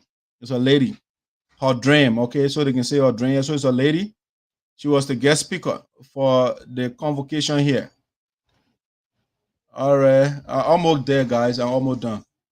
Liberal arts degree. So these are the degrees. Bachelor degree, degree of Bachelor of Arts. So let's go through. Yeah, baby. How you doing? Yay! Let me get done. Almost, it's the last one. Okay, I'll be done so I can see how school was. All right. Let's see, guys. Let's get to. So you see the name of the students, right? Well, we're looking at the list of the students and the graduates here. Hey, Treasure, how are you? How was school? All right, I'll be there in a little bit, okay? All right. So you can see the degree of Bachelor of Arts. So let's look at it. These are the students. We are looking at Crayton Duncan and Milton Teahjay who lied to us. All right, so you can see all the students here, the graduates. You can see, like, for example, Erica got a degree in communication studies. All right, yeah, I'm not going through all of that. We'll go looking for Crayton Duncan. Page 7. We'll go page 8. Let's see. I highlighted that already somewhere. Over I didn't pass it. Let's look for Crayton Duncan. All right, let me see. I wrote it down somewhere. So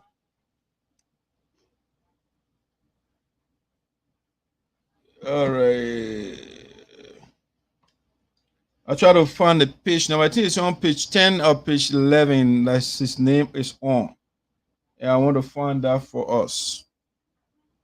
34. No. That's Teahjay's on over there. All right, let's see. I think it's somewhere on page. I highlighted it earlier, so it just got out.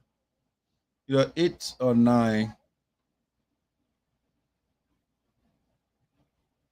Page. Let's look at page 8 somewhere here. This is page 8. All right, thanks for following. Let's see. I think it's page 8. Let's see. Okay, so when you look here on page 8, Crayton O. Duncan, political science. All right, his name is right here. Hopefully you can see that.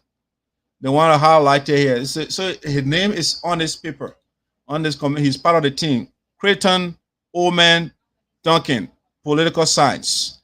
All right, so we can verify Crayton Duncan's bachelor's degree. He graduated from the University of Minnesota. Crayton O. Duncan, political science. It's right here. It's clear. You can't miss it. All right. So Teahjay is the one that lied to our people. Then he got a bachelor degree. He's at Kent State University. I've been trying, people, to get that commencement. I've been, somebody get it. Please share with me. But I've been fighting, yes, to get that. And I will keep fighting to make sure to verify that. Because the era of lying to our people, those days are gone. So, ladies and gentlemen, I even have to play Crayton Duncan whole video. You can see that the guy actually graduated from one of the best schools in the United States. All right, he did political science, a politician. All right, and that's why he's in political science. He's a politician, and so that's why he's government right now. Now, whether he is the best person for the people of Sinoe County, I do not agree with that. Okay, but the fact of the matter is we can verify Crayton Duncan's degree, and not Milton Teahjay. The next show will bring the Chea University document. I don't want to make the show too long. All right, we'll show you the Chea one as well, a master's degree from Chea University. But we can verify that Milton Teahjay is the big liar in our country. And that's why I've been calling on we, the citizens of Sinoe County, to make sure that we restore our dignity. Because Milton Teahjay is every time, every day embarrassing us. He goes public because what Milton Teahjay does or what he says right now does not only represent him, it represents us, we the people, the citizens that elected him to be our leader. The man is dishonest. He's not honest to us. So the debate, the question, Milton Teahjay and Crayton Duncan, who got fake document, Milton Teahjay is the one that has fake document. He always references, what you call it, World Trade Center. It's in Liberia. That's a golden place. Those are the places he knows. So he's the one that got his document from there. Because we can verify Crayton Duncan's document. You say he graduated from Howard University. We didn't see a name on the list. So Milton Teahjay lied to us. And Crayton Duncan has facts in what he said. All right? He's telling us the truth. Crayton Duncan, he got that one on Teahjay. All right? Whether he should be the senator of Sinoe County? No. Why? Well, there's a couple of reasons why I wouldn't. I mean, Crayton Duncan, his school can verify that, but he was not honest here when he said this.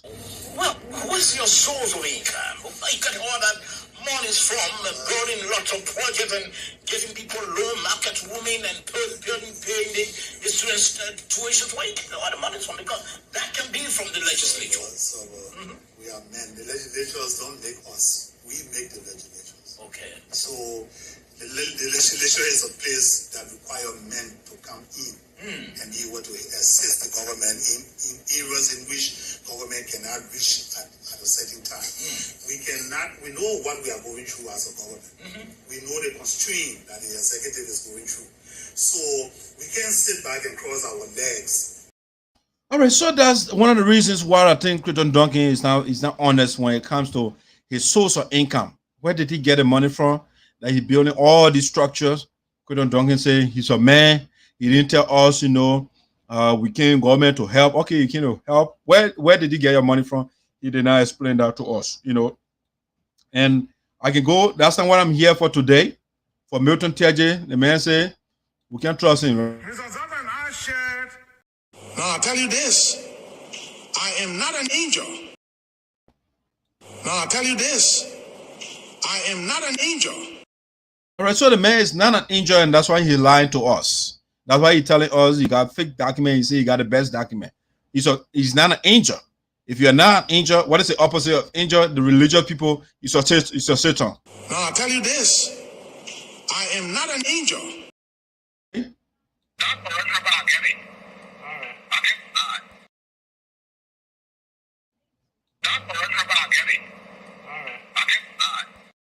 All right, so the man had corruption, financial corruption, academic corruption, everything. Milton Teahjay is not honest with us. He lies to us 24/7. All right, he doesn't give us anything good. Listen to the one. So you remember, we are now where we are today because of love. We suffered to come this place. We worked hard to come this place. No jail in the Republic of Liberia I've never gone to. I've been to almost every jail you can imagine. Starting from police cells. The only reason they don't read Yala was because Dr. Amos, as interim president of our country, he abandoned. All right, so the reason Teahjay did not go to Yala is because Sawyer abandoned that prison and closed it down, but he went to all the prisons in the country. All right, listen to him. Now let me repeat. I will not give Patricia Fromo any card. All right, so these are the things he's doing in the country. All right. This man you send to the Senate, you send a giant, you send a leopard, you send an elephant. All right, we got a giant, we got an elephant. I mean, so We don't need an animal. I mean, elephant belongs in the zoo. A lion belongs in the zoo or the Sarpo National Park. A giant can go for war competition fighting. So Teahjay is in the wrong place. All right. So he can go do the giant work in the ring and go knock the other people out. You know, and that what Crayton Duncan can be taking shot at him. Listen. Disturb the peace of our people. He behaves as if to say Sinoe County is his, and he's of no relevance. Gone are those days where you just talk big mouth and people follow. Now politics in the county changing. Nothing he does for our people, nothing at all for the past 8 years. Nothing. Even when he was 5 years of being superintendent, nothing. They're big mouth and speaking crew. All right, and that's why he and Crayton Duncan are getting the man speaking his big mouth and speaking crude. That's why he does. That Teahjay, listen to Teahjay a little bit. Destroy the unity of the group. It's a fight to break you down and reduce you to zero. Destroy the unity of the group. It's a fight to break you down and reduce you to zero. And so it's about travel. Listen, he's not selling anything to all. He's been there almost 9 years. He's fighting, talking about crew and destroying the unity of the crew. People who doing that, we don't know. Nobody trying to destroy anybody. We have a difference, ideological difference with Teahjay.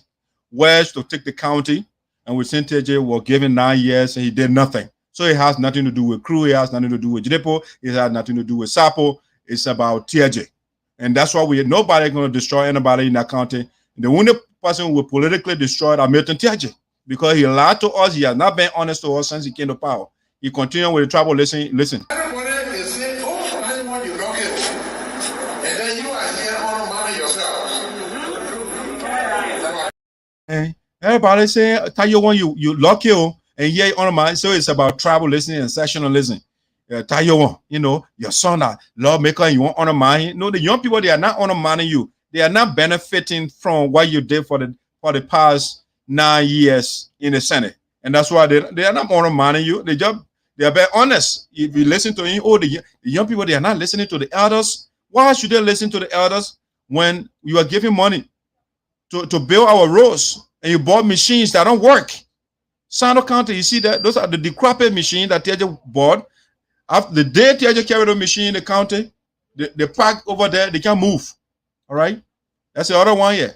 So the man has been a disaster in our county.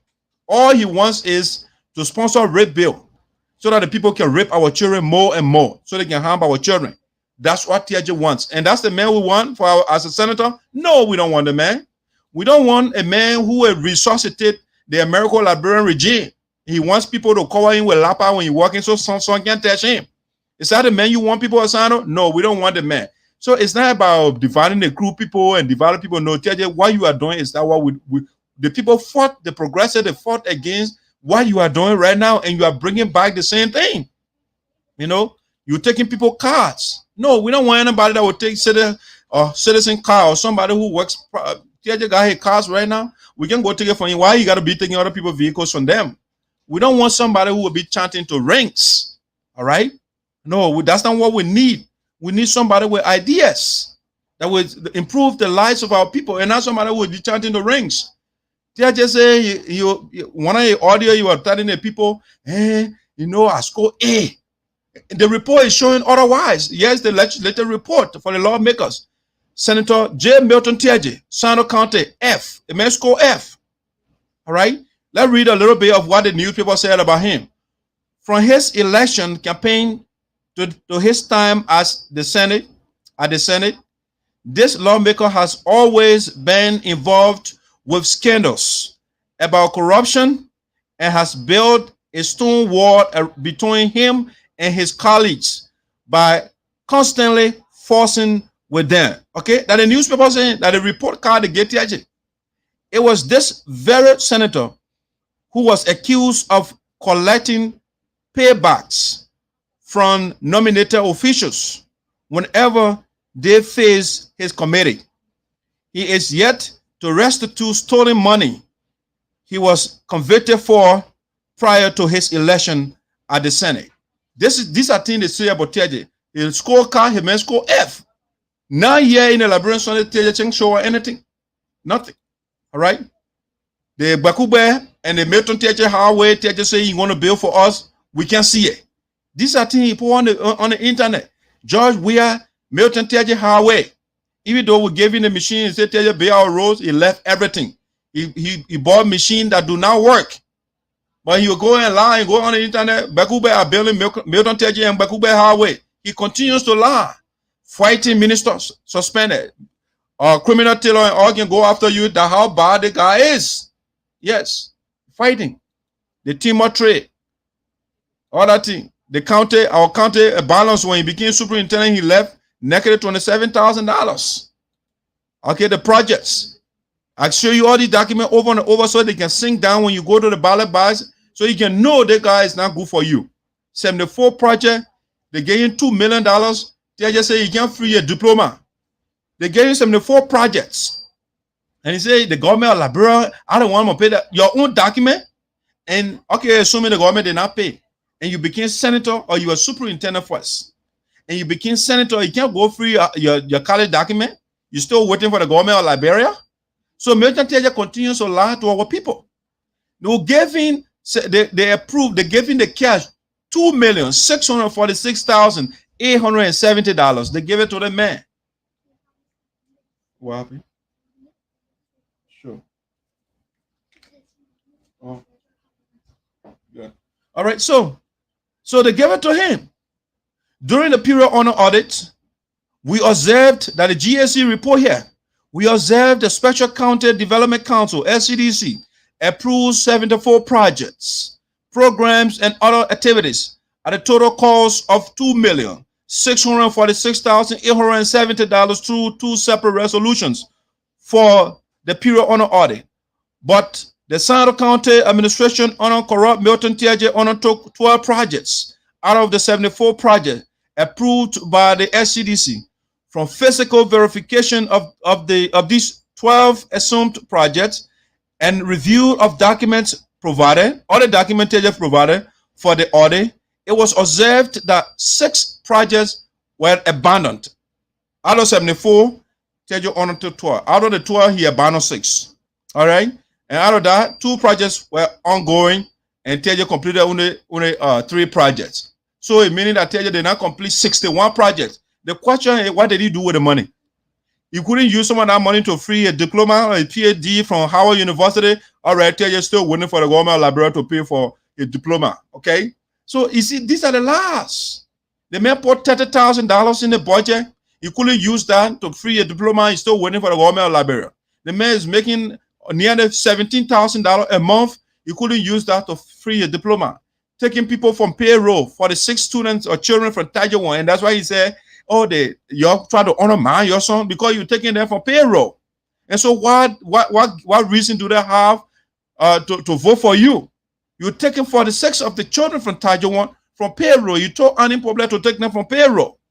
All right? And I can go on and on. The people of Sinoe, Wakaba, Singon. A man was the co-chairman on the committee to give the people jobs. Teahjay said, I'm not signing. Right here, you see? His stuff, his portion is empty. He said he's not signing because of the same tribalism. We can go on and on. These are the documents when you're taking to court. Economic sabotage, criminal conspiracy, all the different charges they put on the man here. All right, so it's up to you. The verdict from the court. Teahjay is convicted. All right, I can go on and on. Propaganda against people in your district so they can get judges. They book up district resources in Sinoe. And from there, he sponsored a bill to amend Boko District. All right? So people of Sinoe County, it's up to you. Milton Teahjay declared guilty. All the documents are all over the place. Y'all won't go for the man, it's up to you, but Milton Teahjay is the wrong person. The best person for Sinoe County is Honorable Zaza. What did Teahjay say about Honorable Zaza? Before we let you go. Teahjay tell us about, Teahjay is an opposition to Zaza. What did he say? Let's start from the recent one. When he said he coordinating with Zaza. He didn't say I'm fighting the man. Listen, what are you coordinating for? Why? Will be a composite of many things. Some of them will be good, some of them will be bad. Look among all the 3 of us. Honorable Mami Zaza, our senior brother, he and I, we are coordinating how to keep our country out of the hands of our people. All right. So him and Honorable Zaza, they are cooperating to take the free our county from bad people. All right. What did he say about Honorable Zaza again? Tell us. Representative from constituency number 3 in Sinoe, Honorable Zaza. Before Zaza became a representative, there was no high school outside of Greenville. And through his work, we have a high school in Jwaza. Am I hearing those? And I want to thank him for such a brilliant piece of work in our county. Wow. I also would like to report. All right, so tell your tour. Here is the school. One of the schools, as you say, this is the one he built in Vubadi. Here is the Jwaza one when you are inspecting it, you know. So everything will have the evidence. All right, yes, Mr. Zaza giving students scholarship. All right, Teahjay is taking poor from payroll and taking students from scholarship. Maurice Sakwa there and say you're taking the poor from scholarship. Mr. Zaza, he wrote a letter for people to get communication, and then the people build the towers. So you can see a result from Mr. Zaza. All right. Besides Teahjay, what Teahjay children are saying about Mr. Zaza. So that's why we say Mr. Zaza is the best lawmaker. What Kolo said? You need to do, or what has he done that you need to add up? Like I said, where he stopped to pick up from there. Yeah, what are some of the things he feels that you go add up? Evidence, right? There are a lot of things that he did. You care to, he's still doing. You care to name some? Well, first of all, it was Honorable Zaza that elevated the school after my school, because my school is the first high school ever. Then he came here, he elevated the Jwaza Central High to a senior high, and he also have a school built in Dubadi, and some other things that he did in some part of the district. And will I leave it because somebody was the All right, so Kolo is not a supporter of Zaza and says Zaza built the first built school and listened to a couple of things that Mr. Zaza did. What the other guy that ran away from Mr. Zaza, offered Mr. Zaza or grooming him, what he said, Otero Kojo. 13, 14. I was the chief of office staff in the office of Honorable Representative Matthew G. Zaza. And my function was to serve as a personal liaison to the Honorable Representative's office. But the opportunity I had while I was in the office of Honorable Matthew Zaza was to be contacted, to be contracted, to be asked by the Honorable Speaker of the House of Representatives, Speaker Geleo Escalates, to participate in the drafting of the budget of the lower house. And I participated. Member Sinoe, who was the chief clerk, and attest to that. So what that means is called mentoring. You teach somebody, when somebody is working with you, you teach the person. When you think the person is up to the task, you make the person to go do hands-on. So you were with Zaza mentor him. When it was time to prepare the national budget, Mr. Zaza said, you can go. I've given you sufficient education. They call hands-on. You give you train the student got to go to work. All right, that's something that Mr. Zaza. So this is the man that empowering our people. You know what Teahjay is saying about other lawmakers. You kill somebody, God kill somebody. Listen to Teahjay. When I'm the law, God has already fought the battle for the Sinoe people. When I'm the law, God has already fought the battle for the Sinoe people. All right, so when I'm the law, God has already fought the battle for the Sinoe people. Just saying God fought battle for him, not for the people of Sinoe. The death of Nambislo, the people of Sinoe County, they are not happy. The God of Sinoe or Teahjay killed him. For Teahjay is the one who's God going around killing people. All right, let's listen to Augustine Chea, what he said about Mr. Zaza, and we'll call you your day. Calling Honorable Matthew G. Zaza for saying no to tribalism. So, for saying, calling Honorable Matthew G. Zaza for saying no to tribalism. So, for saying. All right, so Mr. Zaza said no to tribalism. He's not a tribalist like other people will say stuff, but Augustine Chea, he's supporting Crayton Duncan, and he said Mr. Zaza is not a tribalist. All right, so Mr. Zaza is the best person for the people of Sinoe County. Ladies and gentlemen, I want to say thank you so much for joining VOSD. Our schedule, we're adjusting the schedule. You know, the kids started school, so when they're in school, I like to start a show now. So maybe We'll be doing the Monday from 11 o'clock. We'll make sure to make it shorter, so it can't be too long. So I will call them so we can end the show, guys. Let's end the show here. Can I click the button to Yeah, end it? yeah. Okay, I did. Yeah. Yeah, so let me take this stuff. So you can, let me take this down. You can see it, Treasure? All right. I like the green stuff. All right, so you're closing. So what you gotta say, Prudence, so we can close. You want don't show your full one? You show your full one? Make sure to subscribe to Daddy's You gotta videos. speak in the microphone. Make sure to subscribe to Daddy's videos. Good job, Treasure. Go ahead. And like and tell him about everyone you know. And click the bell button. All right, guys. So we want to say thank you so much. Clap for yourself. Let's clap for the people for staying with us today. All right. Do it. All right. So you click right here. Where? Right I'm here. gonna accidentally click on something. Right here. The red one right here. Red one. There you go. Right here. You see the red one? Yeah. Good. And come right here.